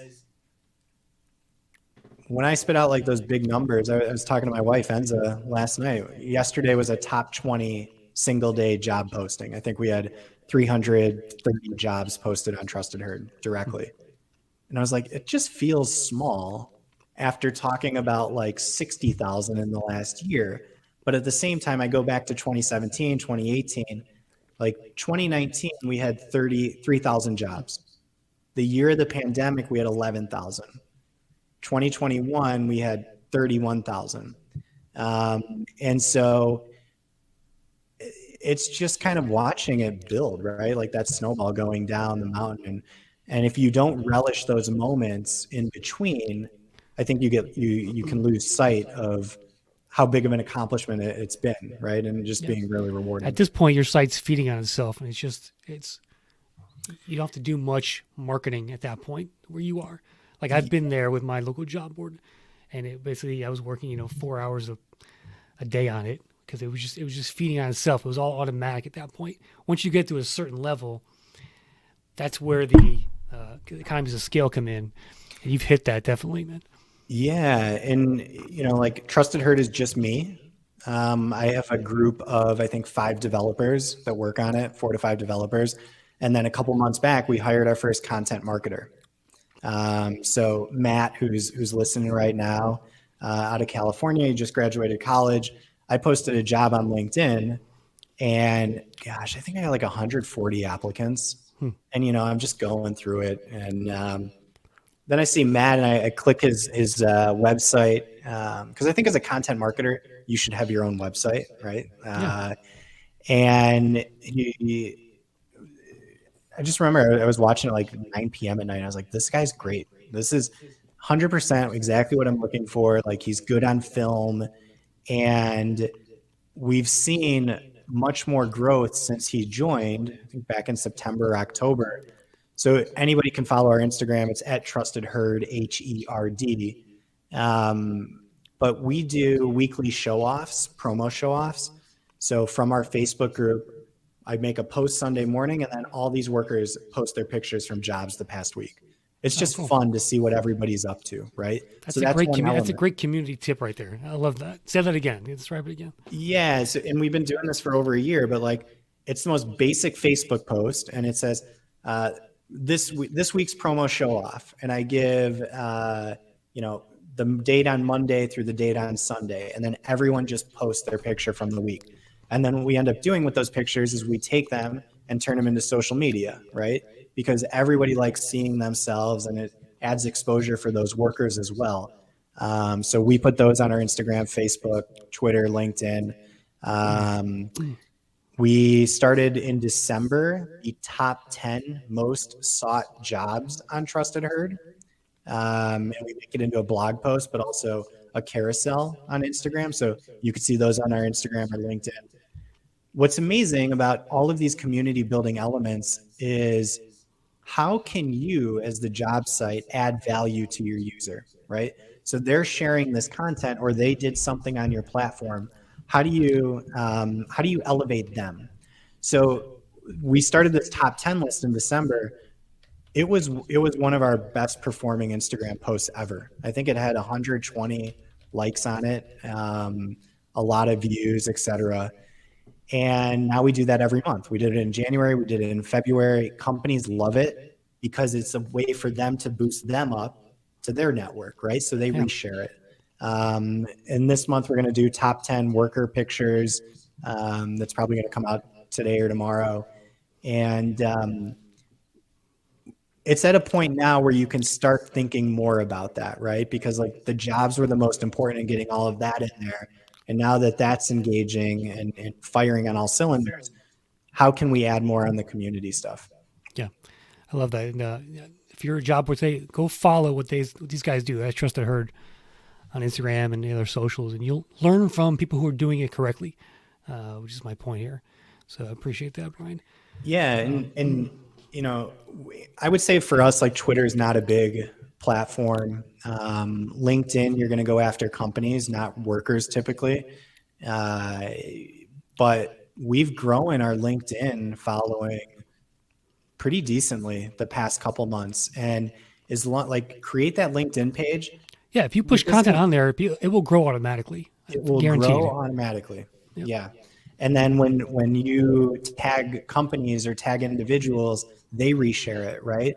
And that brings in more followers. So Exactly. Yep. it's one of those things that all of it feeds itself. Yeah, definitely. All right, Brian. Starting to wrap up here. Yeah. 3:54. I guess my last question is, if you could start again 7 years ago, knowing what you know today, how would you do? How would you do it differently? And what would you do differently? I would engage Chris Russell much sooner. We've done 2 private sessions with Chris. I highly recommend anybody watching to do that. I mean, one of the things we learned from Chris that we plugged in about a year and a half ago at this point was Google Ads. We had a high traffic site, so we plugged in some ad space, and it's become a revenue stream, a pretty decent one for us. Yeah.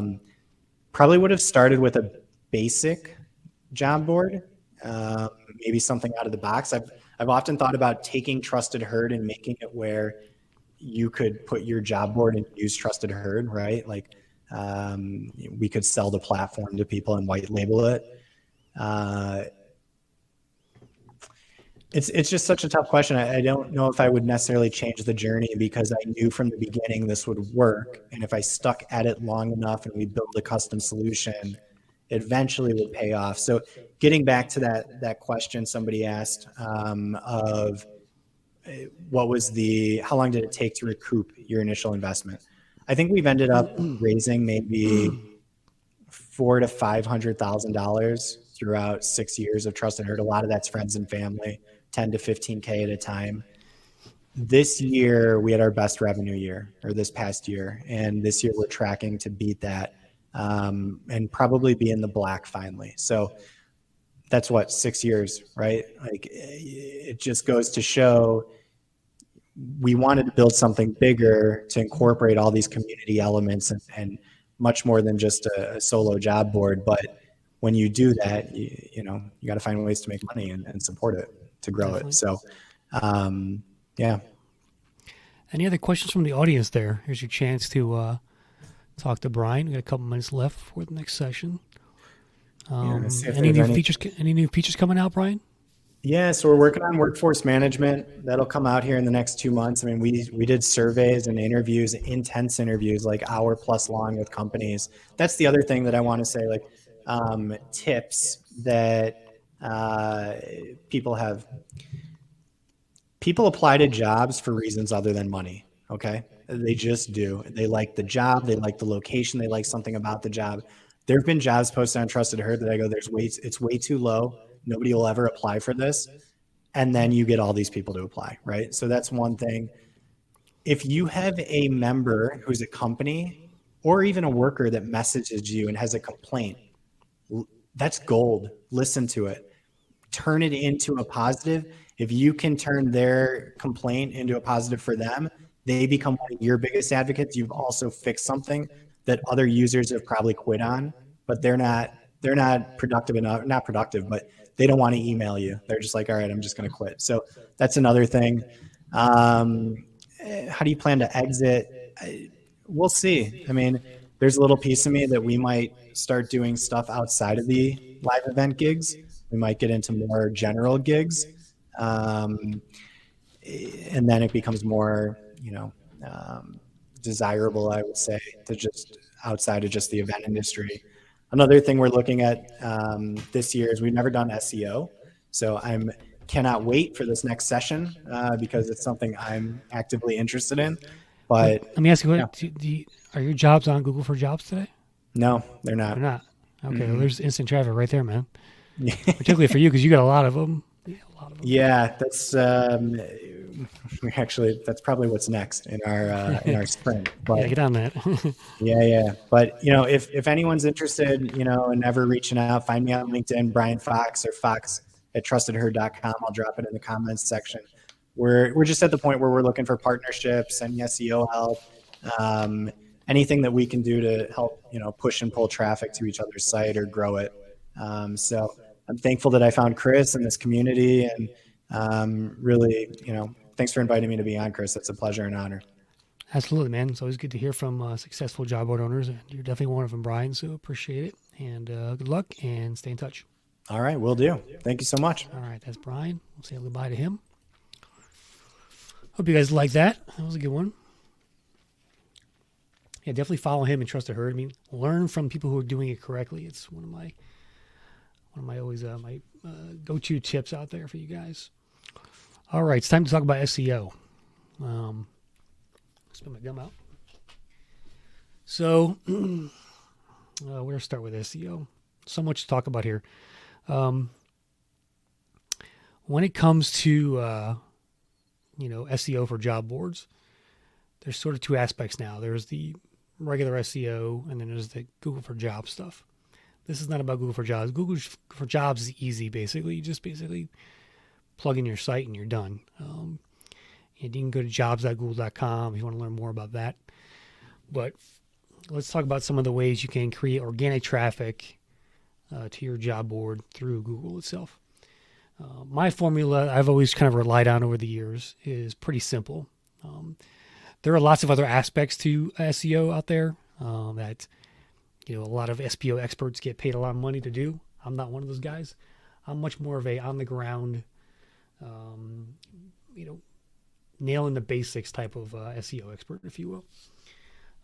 But that means basically keyword-rich content plus links plus time equals good job board SEO, right? I've relied on that for the last 23 years, and it's worked well over that time. So keyword-rich content, links, I'm talking about backlinks into your website. Should have specified that, plus time. It takes time to rank for terms in Google. There's no way around that. There's no shortcuts when it comes to SEO. You could probably pay an SEO company $100,000 to do something for you, and it might work. But most people don't have that ability to do something like that. But if you want to do it consistently and persistently over time, you have to put the effort in when it comes to creating content. Quick story about Google for Jobs and SEO. So I had a client recently come to me, and they had lost a bunch of traffic, like 90% of the traffic. So they hired me to help determine why and figure out what they could do beyond that to get back on track. It turns out that Google back in October of last year came out with a spam update. And that spam update has appeared to hit many niche job boards who are using duplicate content, which my client was and my site was as well. At the time I was working with the client, I didn't know my site had been hit. But when I went back last week to go look at it, I realized that I got hit by the exact same update. This is my HR job board that I mentioned before. So I was getting probably 30 to 40 clicks a day from Google and outside of Google for Jobs. And that dropped down to like 2-3 clicks a day. That's how much traffic it lost. Long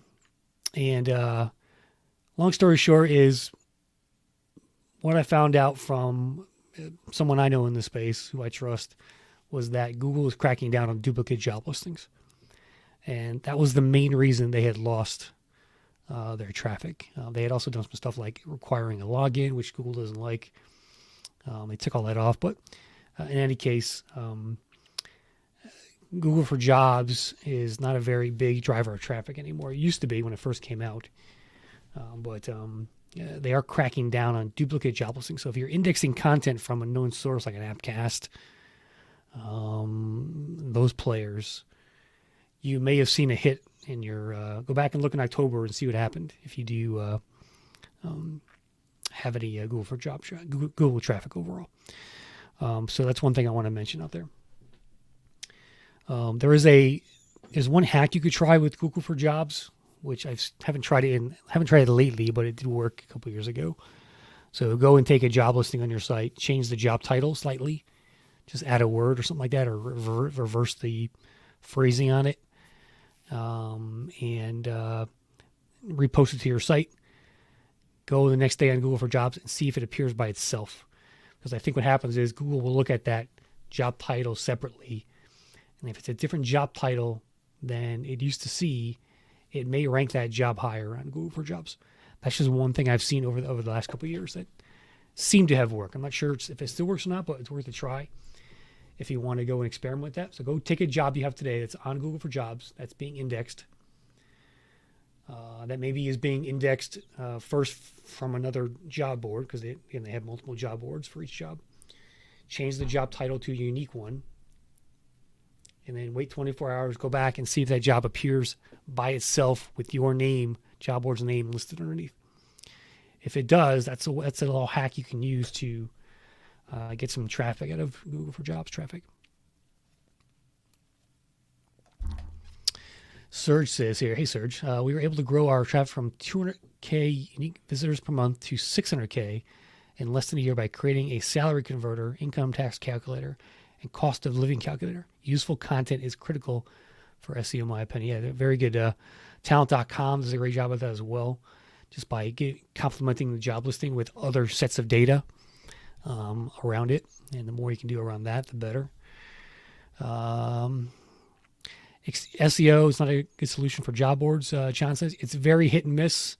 It can go away one day, and it did for my client and for me, and you can't rely on it. It's why you've always had to really diversify your traffic through social media, paid content, SEO, email, job alerts, right?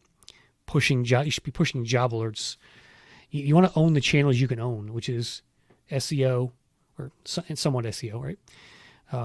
Social media, email, newsletters, job alerts, right? You want to diversify that traffic so you're not relying on one source of traffic like my client was. Now, there are some things you can do on-page SEO. Let's talk about that. I'm going to share my screen. Let me pull my site up first and talk about like a change I made recently on something. I'm not going to go over on-page SEO a lot because on-page SEO is already built into the job boards of the softwares of the world.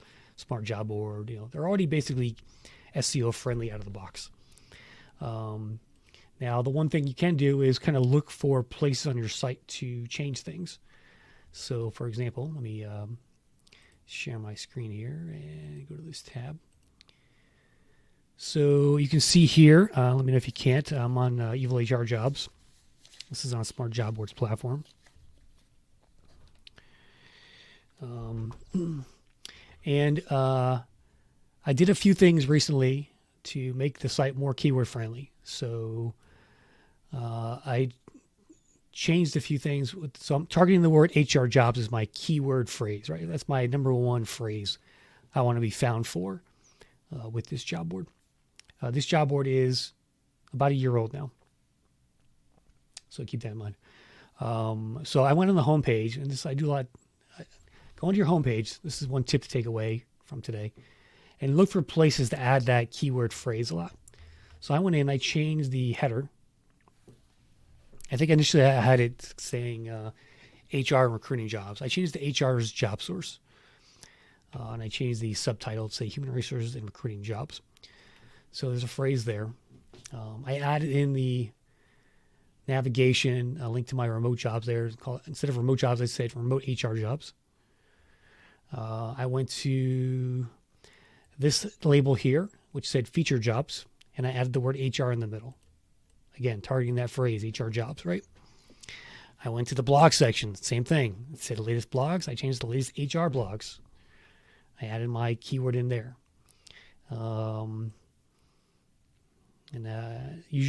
use your footer as well to put the phrases. I need to do that. Well, I have Evil HR jobs here as a phrase as well. So this appears on every page of the website. So go through your site, look for places like this to add more keywords to it, particularly the homepage, if you want that to rank. When it comes to the jobs are already built in SEO friendly. You've got the keyword URLs, the page themselves, the on-page SEO. It's already built in. You want an H1 header here, and that kind of stuff, right? So there's not much to do on the job description page other than, like Search said, adding in additional content in here in the sidebar, things like that. Particularly if you have your own custom site, you can do stuff like that. All I can do here, because I'm a Smart Job Board, there is a sidebar where I can have some stuff in here. I just have links there, but I could put other content here if I wanted to. So go through your site and look for places to add your keyword phrase in. If you have a medical sales job board, go change all your, some of the copy on the homepage, on your about page, and make sure you're using that phrase multiple times throughout the website. That's the big takeaway there when I talked about today. All right. Then it comes. Let's talk about keyword research. So I'm going to pull up a free tool here called Uber Suggest.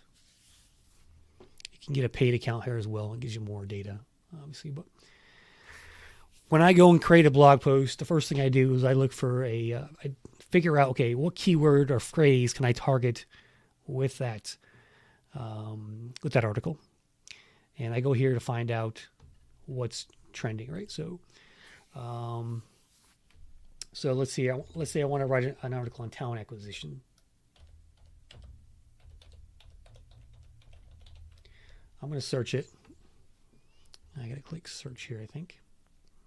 You get, on the free version, you get 3 searches a day. It's not a lot, but I think it's like $30 a month for this tool. It's going to show me keyword ideas. And it's going to show me, what's the most important thing about this is the volume here.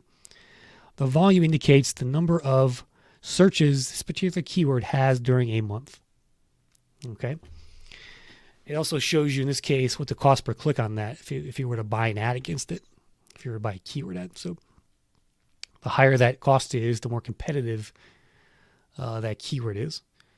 It shows the difficulty of ranking for it as well. The higher the number, the higher it is, the harder it is to rank for that. So the phrase talent acquisition is a very broad phrase. You're not going to rank for something like that because there are, it's a pretty hard phrase to target from a long tail standpoint. What I'm looking for here is maybe I'll do a longer tail keyword here, a phrase. And like this one here, talent acquisition versus recruitment. That would make a good blog post. I could write a blog post on the differences between talent acquisition versus straight recruitment. And I go on ChatGPT to actually have it write it for me, right? But if you look at that keyword phrase, 880 monthly searches, that's a phrase you can potentially rank for in a few months. The search difficulty is 58 versus the 75 or the 73 compared to that first one. And so I'm looking at this to determine what phrase I should use in my job title, also what the title of the blog post should be as well. So in that example, where is it? That's probably the blog title, talent acquisition versus recruiting. It's also probably the URL of that blog post as well. Talent-acquisition versus recruiting. Okay. You're matching the keyword to the phrase to the title of the blog post there. And then within the blog post itself, you're going to have that phrase like multiple times, like 3 times at least. And the other tip about blog posts that I'll mention is that you want that blog post to be at least 800 words minimum. Probably closer to 1,000 if you want that thing to rank. The longer the blog post, the better you're going to be able to rank for that thing. The more detailed it is, the better. So when you're on ChatGPT, you look at the word count, or Jasper, look at the word count. You're also going to want to add a couple of pictures in there. And in the pictures, in the alt tags, you're going to want to put that same exact phrase, talent acquisition versus recruiting. You should all have a cover image for that blog post. And in the alt tag for that image, well, first of all, the image itself should be named talent acquisition versus recruiting.jpg or whatever it is. And then the alt tag should also mirror that phrase as well. That is how you get a blog post to rank over time. You build a nice long blog post that's worthy of reading, of course.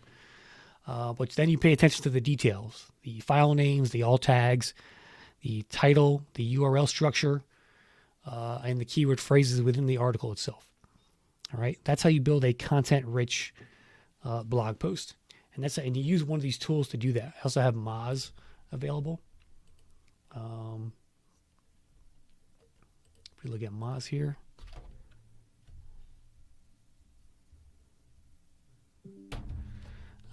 Pull up Moz.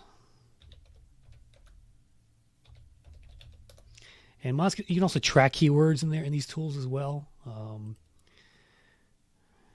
Here's my Moz dashboard.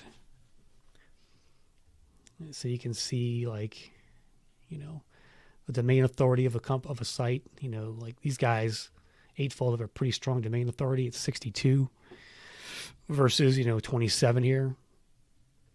It shows you keyword rankings for all the terms you rank for. Like Emissary, here's one of my clients. They rank for 123 keywords in the 1 to 10 ranking, I think that means. But you can do all kinds of stuff in these tools. And look at the keyword research again. This one shows a little bit differently. If I look at talent acquisition,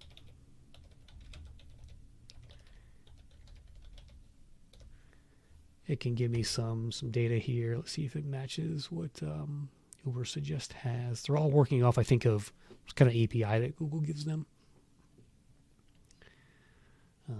Here's suggestions.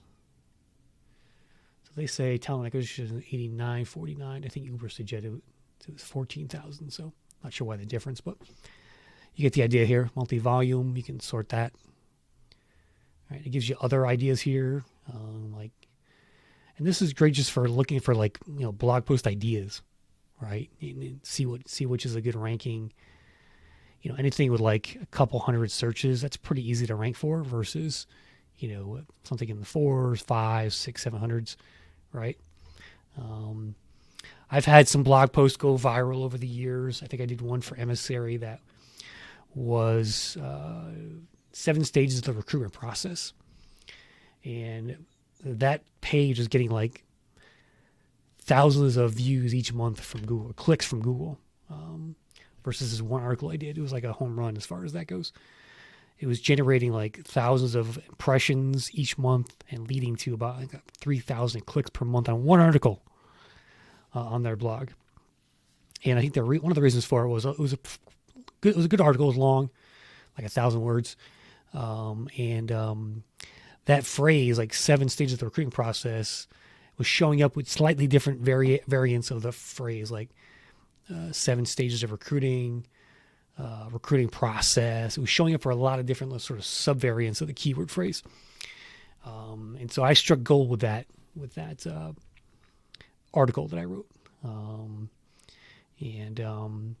That's what I do every day. Like it's about going in here, looking at the keywords, and basing the content off of that keyword. Right? Content still has to be good, of course. You have to know what you're writing about. But you use this as a tool, a guide to get through the SEO engines over time. All right. Okay, let me stop my screen share here. Any questions so far on this SEO stuff? I haven't looked at the chat in a second here.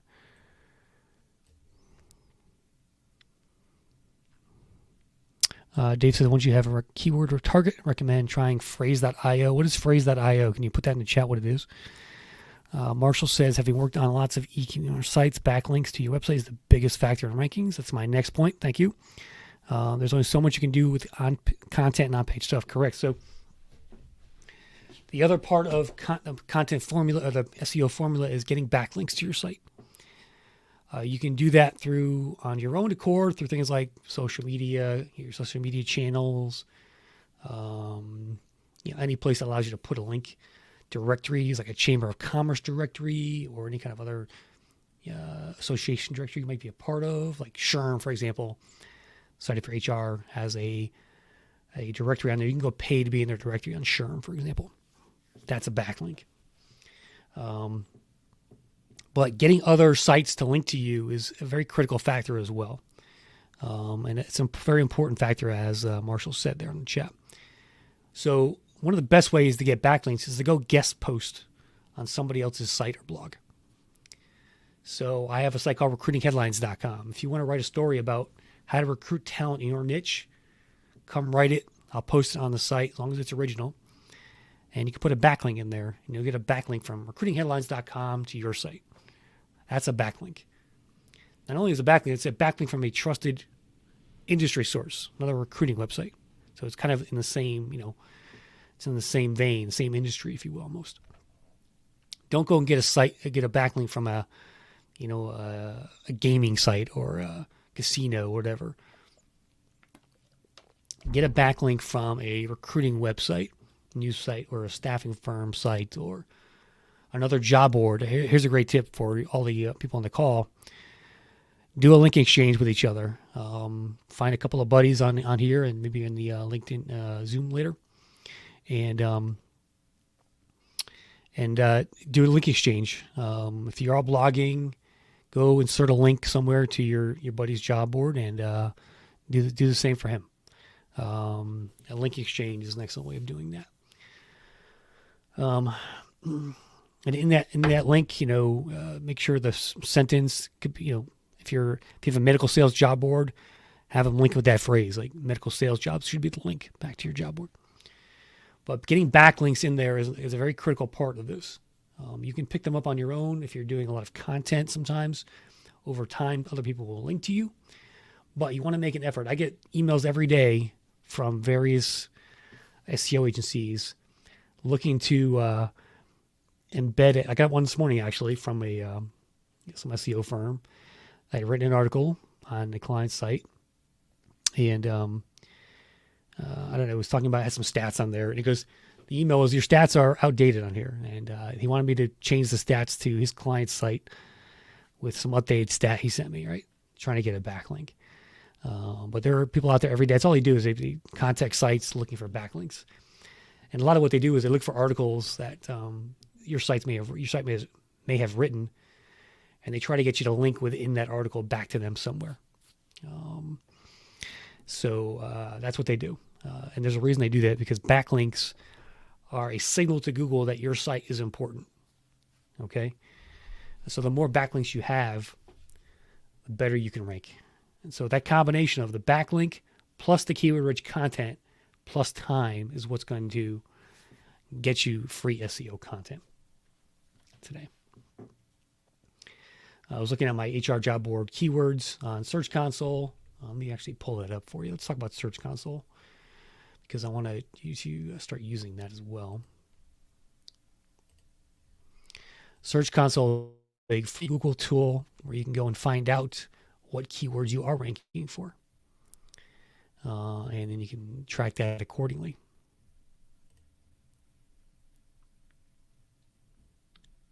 Just pulling it up here. Give me a second. Okay, let me drive over to my job board so I have that up. Okay, so let me share my screen again. No,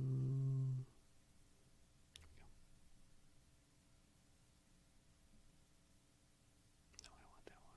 Performance, okay. All right, so this is Google Search Console. And you just add your site to it. You create an account. It's search.google.com. You go and add a URL to your site, and it'll start tracking stuff for you. It'll also track your jobs too, by the way, which are down here. Let me see how that looks. Now, this is Google for Jobs, basically what Google for Jobs sees. As you can see, wow, it's really cut down on my job listings. Is that the jobs? Why? Oh, I'm missing some fields here, so I got to go fix something. But anyway, let's go back to performance for a second here. Here is the number of clicks I'm getting today. This is the last 3 months. This is after my fall from SEO. So, and there was another update at the beginning of the year. Well, 166 clicks in the last 3 months, and that means I had 2,860 impressions off of that. My average position on Google is 34.6, so it's like page 4. These are the top queries. The brand name is number 1. That's usually first. That gets the most clicks. HR jobs near me, 2 clicks. So I was ranking higher among these earlier before the update. But this is where you see the queries, and it tells you what pages people are clicking on most. These are the jobs. Most of my big clicks are the jobs and the homepage, of course. Countries, devices. So get yourself on here if you're not on it already. It's going to tell you a lot about how Google looks at your site. Some of it's kind of complicated or not, but it is a way to see how you're doing overall and track that over time. So it's going to tell you what's wrong with your site. Now, their messages about what's wrong are very cryptic. They don't give you a lot of recourse many times, but it's there if you want it to look at it. So that's kind of my point there with Search Console. Going back to just press releases for a second. I'm sorry for link building. So we talked about going out, guest posting on other sites. We talked about getting links from other industry career sites and blogs, guest posting. Find sites out there that will accept a guest post, pitch them an idea for an article about your niche, and give them a nice article around that. You'll get a link out of it usually. Press releases, you can get backlinks out of those. I have a service called RedTech PR. I'll put it in the chat here, where you get guaranteed links for SEO. Type it right. So if you have news to share, whether it's a launch or it's a new feature or a partnership, you can go on there. You'll see the other vendors on there, most of which are recruiting software companies. And you'll get backlinks on recruitingheadlines.com, HR Tech Feed, rectechpr.com, etc. And so that's another way of doing it as well. If you use WordPress, Formidable Forms is a good place to start for building calculators and tools. Dave said, if you want to check out some of that stuff. WordPress also has some good SEO plugins if you are on there. Check those out as well from an SEO standpoint. You also want, on your blog post as well, you want to do a meta description. It's also keyword friendly. Michael, Steve had a question earlier about scraping and wrapping that I could answer. I'm not sure, so if you want to repeat the question, I'll try and answer it. Oh, yes, Oliver's the client of RightTech PR. Thank you, Oliver. Forgot about that.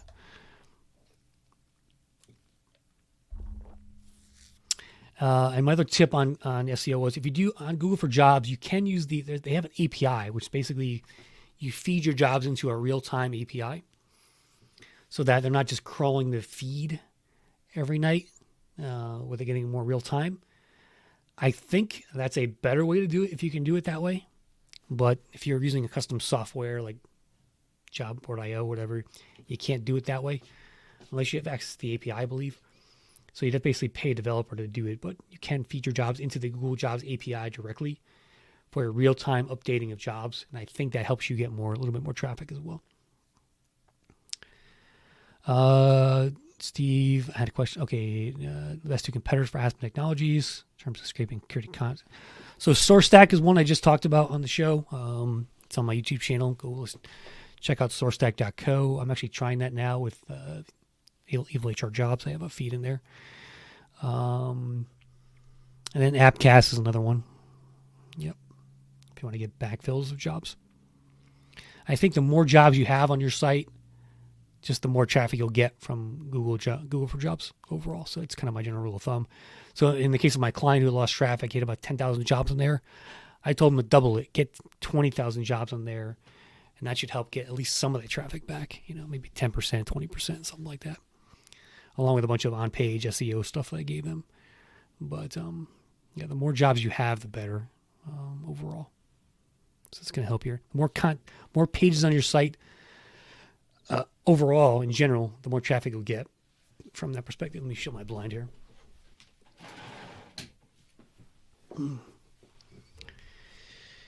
All right.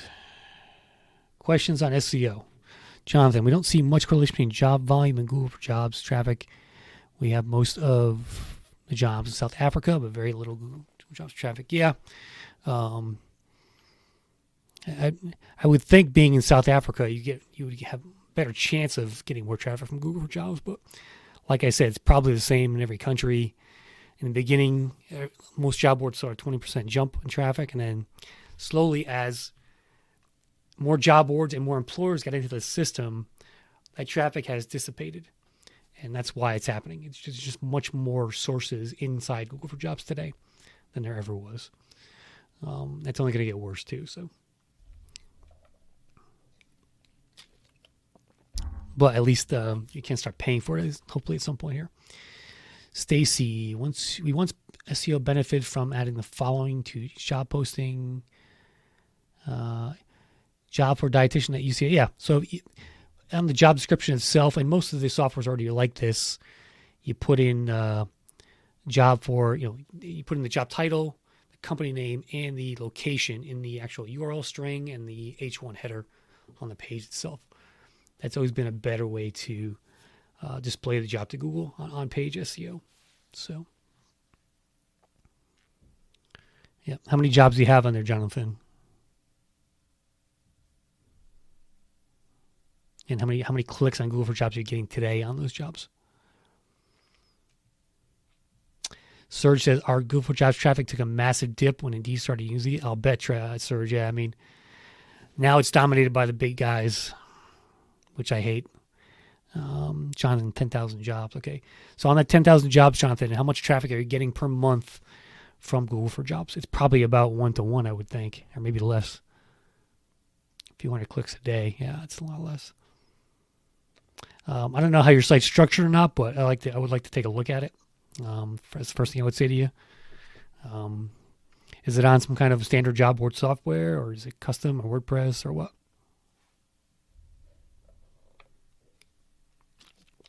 Oliver says Google for Jobs dominated by LinkedIn. Yeah, man, we're living in a LinkedIn Indeed world these days, and it's hard to get around that stuff. I wish Google for Jobs would just kick off Indeed at this point. That would be true justice, in my opinion. Since they kicked off the job boards, who built them in the first place. All right, it's 4:30. It's time to bring Oliver on. So, Oliver, let's get you ready. Get my questions here for you. We're almost done, guys. Wow. Can't believe it's been 2.5 hours already. Feels like we just started. Tip, feed your jobs into your LinkedIn company profile page. Yes, I agree. Every job. All right, here.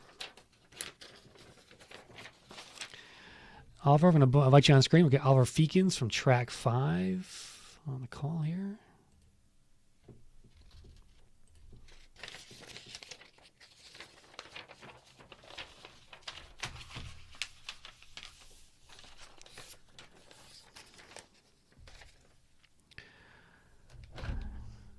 Yep, Google is definitely cracking down on sites that use job fees, Dave says. I agree.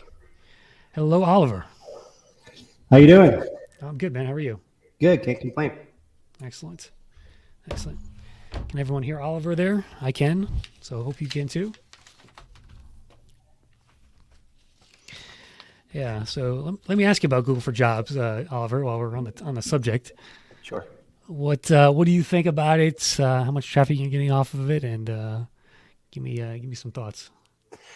Yeah, so it's really wild. We were getting a lot of traffic from Google for Jobs. Probably, I would say 15 to 20% of our total traffic. It was really, really well for us.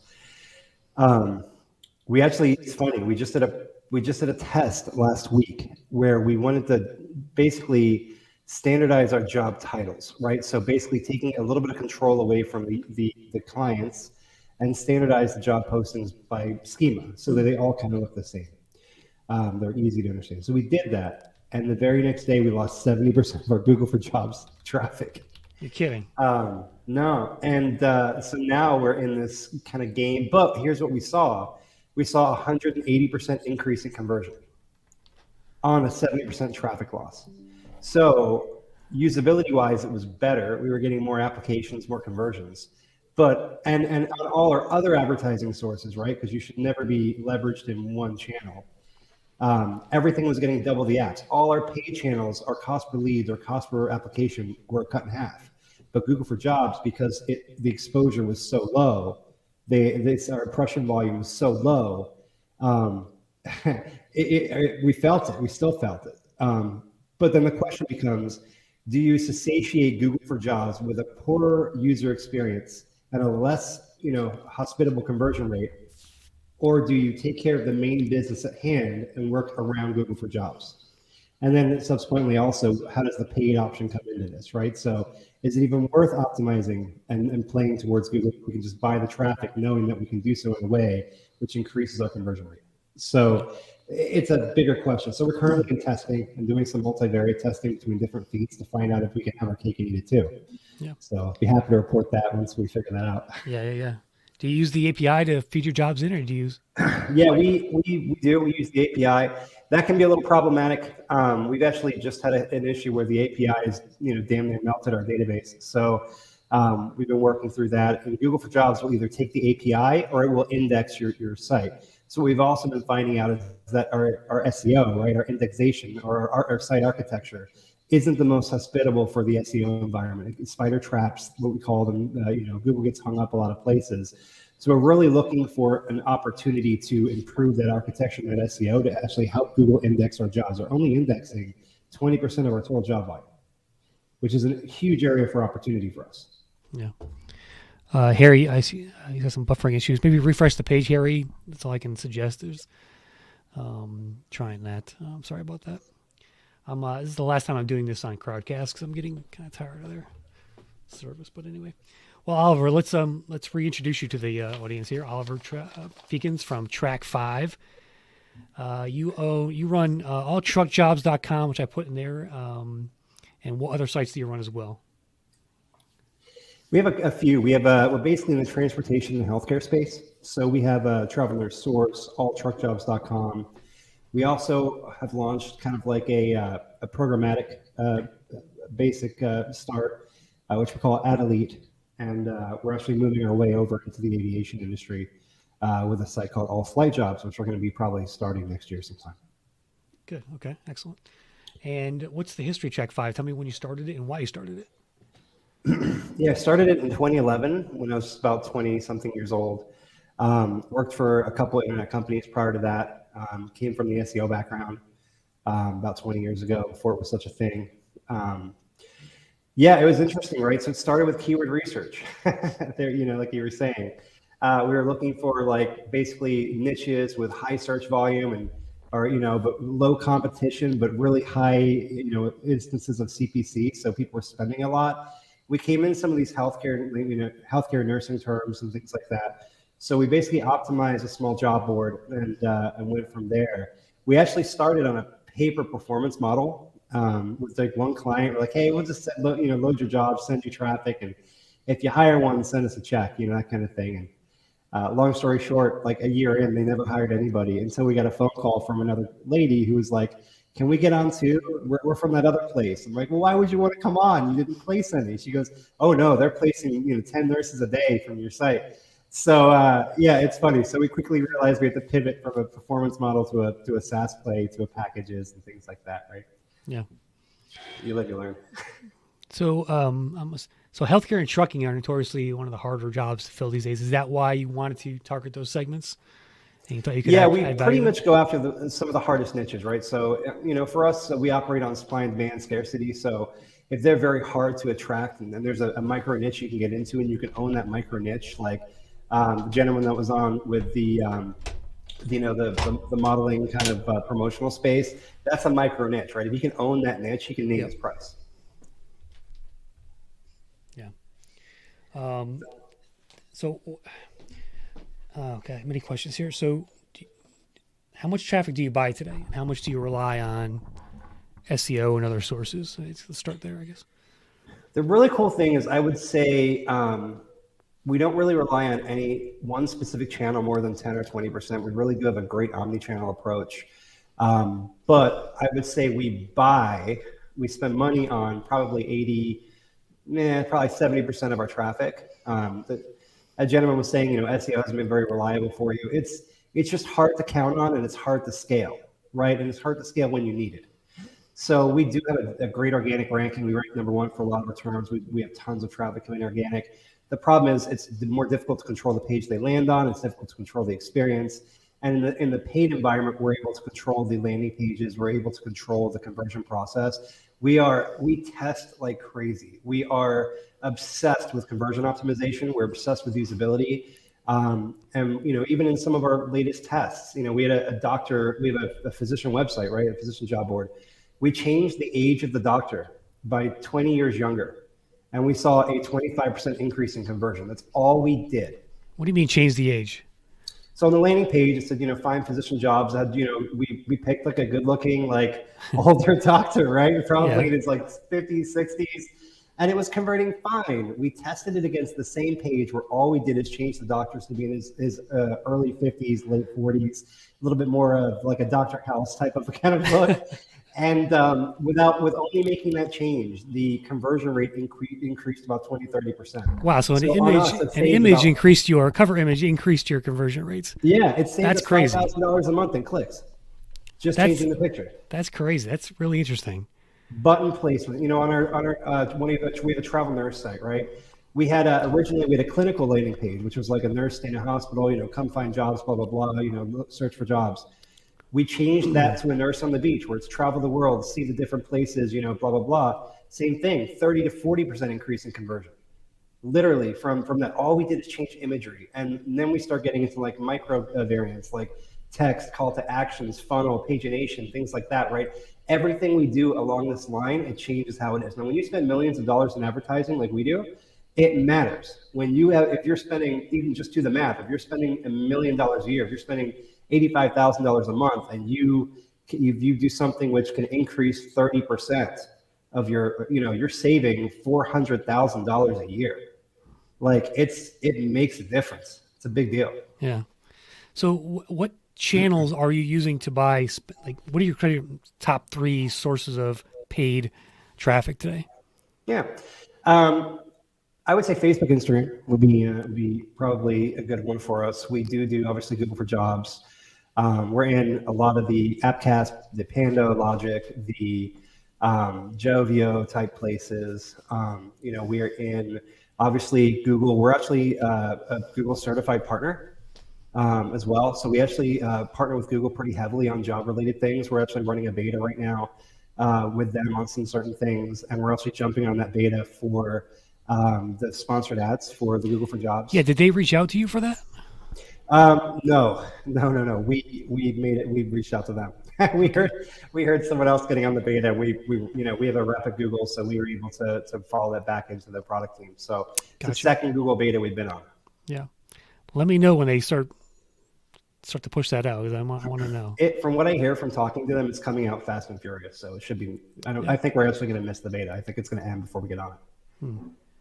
Interesting. We were talking about sources of traffic. That you said Facebook and Instagram. Does that work well for your segments, particularly Facebook, trucking and nursing?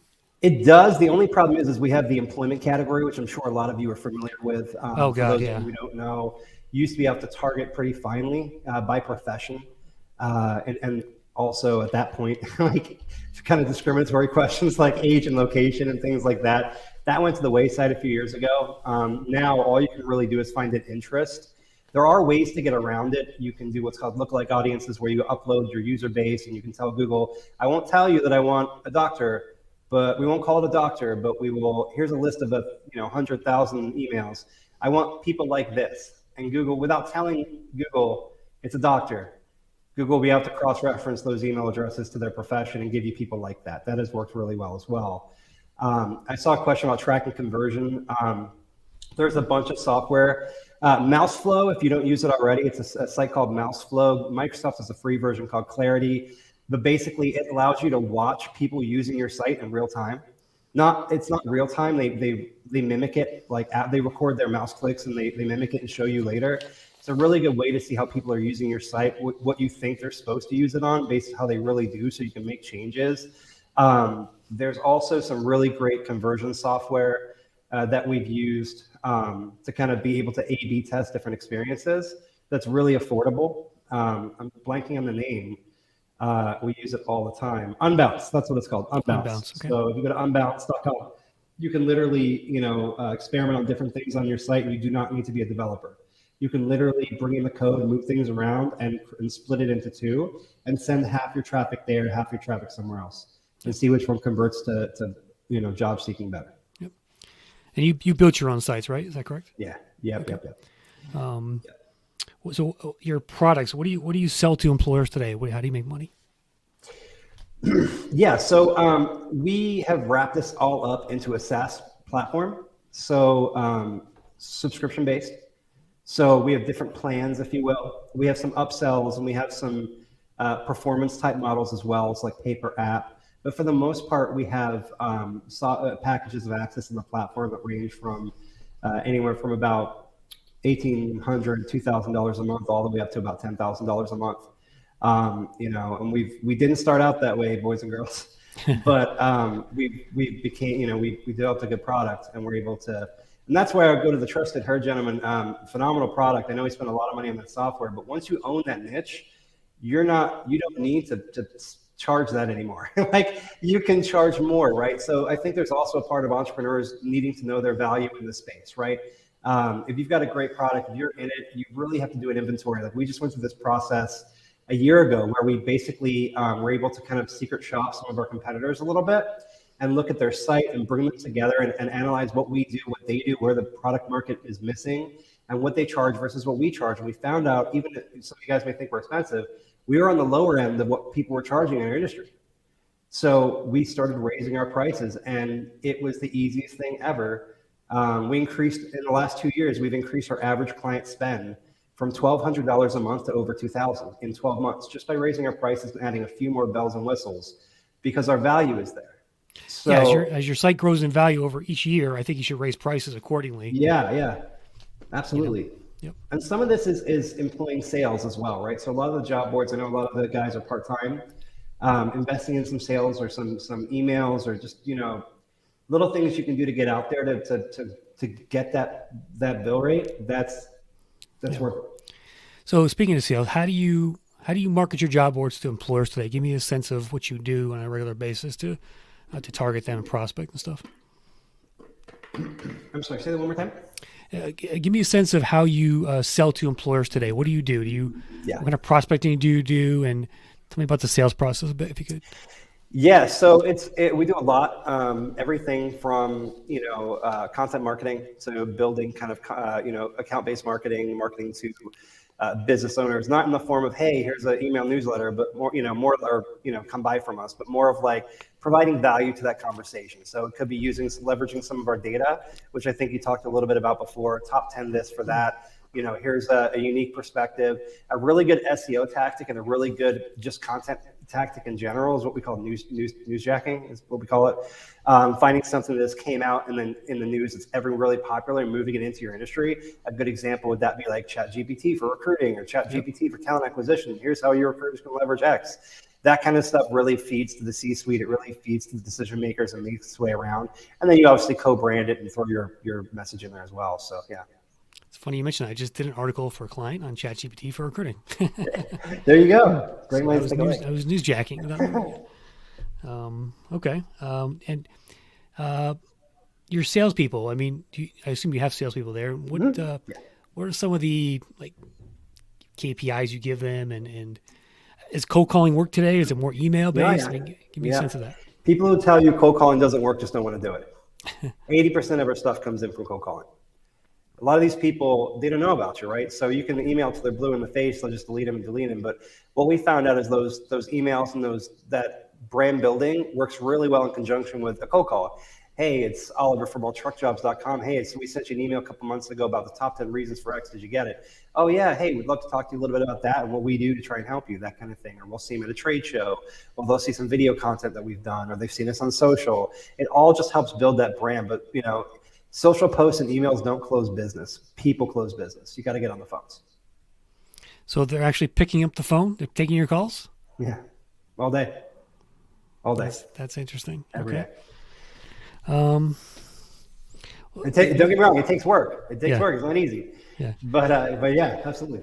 What do you? We didn't do it. Yeah. So you started about 10 years ago. What do you wish you knew back then that you know now? Like what's a tip or two you would give to yourself starting out?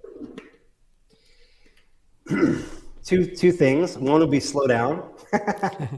Rome wasn't built in a day. When you're in that position where you're trying to grow and you're trying to quote unquote get there or make it, right? You're just throwing spaghetti at the wall trying to get something to stick, right?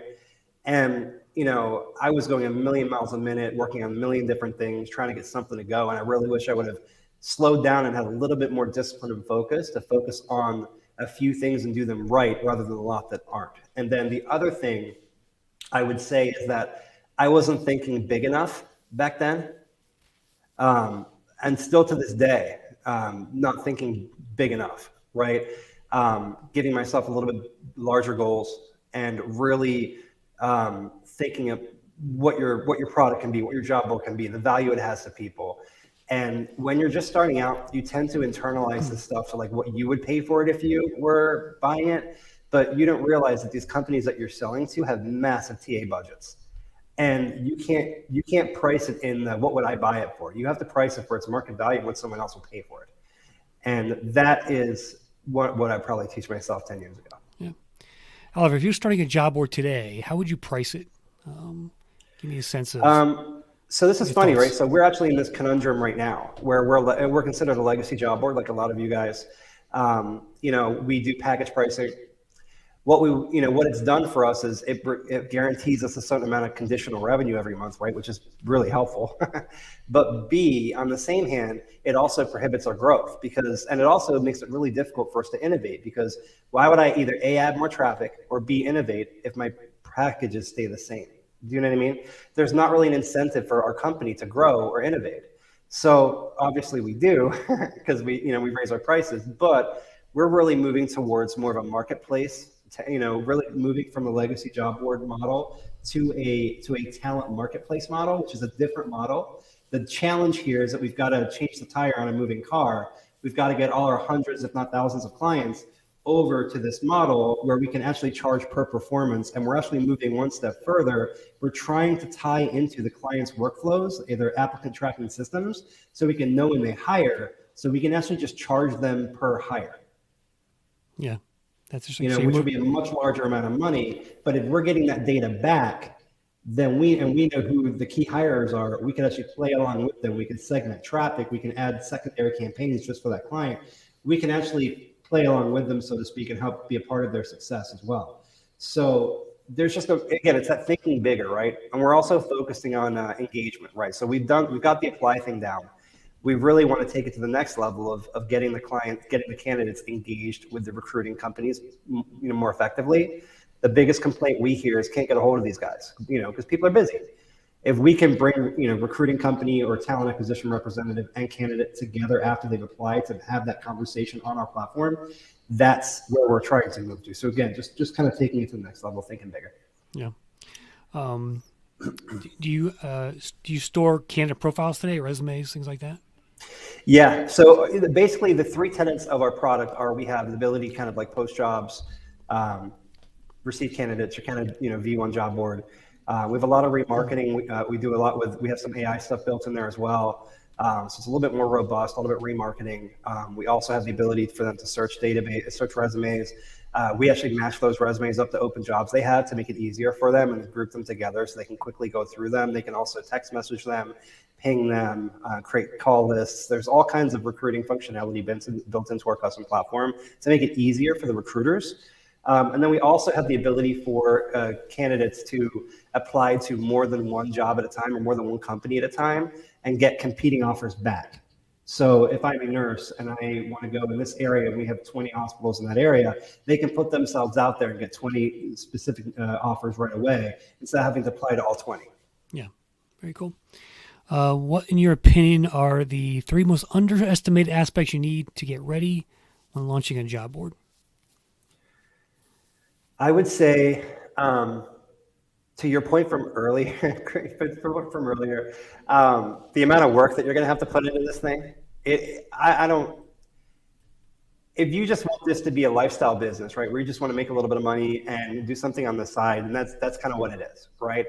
If you have ambitions for this thing to really gain legs and grow and scale, to the hundreds of thousands or millions of dollars, if you want it to be it, you got to go in it full time. There's just not, it's very difficult to do it part time.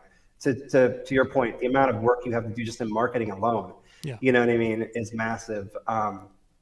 So yeah, it's an internet marketing challenge when you launch a job board. Would you agree? It is, yeah. Internet marketing is one. Usability is another. Really understanding that customer journey and understanding your customers, period. And then also just the business side of it, right? This is not if you build it, they will come. You have to build a good business.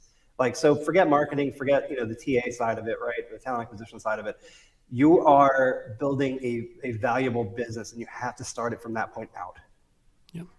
Stacy asks, are all your jobs paid, or do you import jobs as well? You have so many jobs. So I'm a big proponent, or opponent, I guess is the word, of backfilling jobs. Nothing will kill your value proposition, in my humble opinion, faster than backfilling your jobs. If I can get a job on your job board by sending it to Appcast, why would I pay you? Classic business 101 to me. On the other hand, backfilling would also give you more jobs, and you have to start somewhere, right? You have to start with that. You have to have some jobs. At some point, you got to cut them out, in my opinion. Because why would you, right? You want to have that. Remember, we talked about raising the price, having that value, creating that value in the marketplace. It's hard to have that value in the marketplace if everyone else can get on your board as well. ZipRecruiter kicked us off. ZipRecruiter last year, we fed to them as a CPC because we wouldn't backfill, and it was a really good source of traffic for us. We had to let it go because if someone can go to ZipRecruiter and post their jobs with ZipRecruiter, why would they pay us $2,000 a month? They wouldn't. Yeah, but you need them at first, though, and then over time, as you build your traffic, you can lessen your reliance on that. You got to wean it off. Yeah, you're right. If you're just starting out or you haven't reached critical mass yet and you're building that SEO value, absolutely backfill. But when you hit that and you're looking to get to that next level, that's when you got to take it up. Very cool. All right, Oliver, it's been great, man. You're full of knowledge dropping today. Any other questions from the audience for Oliver as he sort of wrap things up? And I will say too, we have a ton of SEO knowledge. We've been doing this forever as well. We actually have a digital recruitment agency where we actually help. We don't really do much with job boards, but I mean, we do a lot with TA. So it's called trustedsearchmarketing.com. I'll put it in there. Throw a link, yeah. But there's a ton of information on there around the HR space. And then I'll throw in my LinkedIn as well. Anything else around SEO you want to mention? I mean, you heard my talk, but did I? What's one quick SEO tip you want to give us as we head out? Oh man, that's a hard one. You got it right. SEO is a mix of, now it's really three things, right? On-site, well, it's really two things: off-site factors and on-site factors, right? There's so much to it nowadays. That sounds like a cop-out answer, but it's really not like a few things, right? It's many different things. I would say the biggest thing that I would, from an on-site perspective, is your architecture, right? A lot of these job boards that come out the box are absolute, crap when it comes to SEO. They really are. The way they handle the parameters, the way their site architecture is, they're very difficult to Google to crawl. They've gotten a lot better now. A lot of the new ones are better, but a lot of them struggle to really get there. Doing a quick SEO audit would be really helpful, getting a crawl. Offsite, you got to be really careful. Don't think when you're thinking about getting links, don't buy links. Don't go on, get them. I got, 20 links for $5 from overseas. Those are bad links. Those are toxic links. Content marketing is a great strategy. What we talked about at the resume calculator, that's what I call link bait. You can either get links or earn links, and earn links is an earned media strategy. So you want to basically find out what people are wanting to link to by creating a linkable asset, is what we call it. And we help people do that as well. But you can do it. I mean, just create something of value. It's as simple as that. The other thing I would say too is core vitals are becoming a really big important part of this, which essentially is making sure that Google can crawl. A lot of the sites are very slow, especially if you get a company that's putting a lot of jobs on there. It can slow you down. It slows the crawlers down, and Google that has a massive impact on Google for Jobs and SEO in general and usability. So, and that's through Webmaster Tools that your Search Console, I think it's called now. So yeah, those would be my three tips. Cool stuff, man. All right, Oliver Feekins from Track 5 Media. Appreciate your time today. You're based in where? PA, or where are you? Yeah, we're outside of Philly. We got like 15 people here, and then we have about another 15 that are throughout the U.S. Then we actually have 6 developers, and 2 of them are actually from Brazil. We contract out as well for staff augmentation. Nice. I'm coming to Philly in a couple weeks, actually. Maybe we can grab dinner or something. Yeah, absolutely. Yeah. Good stuff, man. All right. Well, it is almost 5 o'clock, and wow, we're done. I can't believe it's been 3 hours already. So, Oliver, I hope you enjoyed the show, and thanks for taking time out today to join us and talk to us.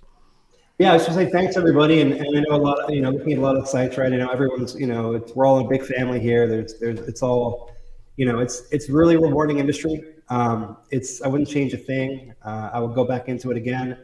I would just tell everybody to just believe in your product, believe in yourself, do the best job you can, and stick with it, because it will get there. It just takes time.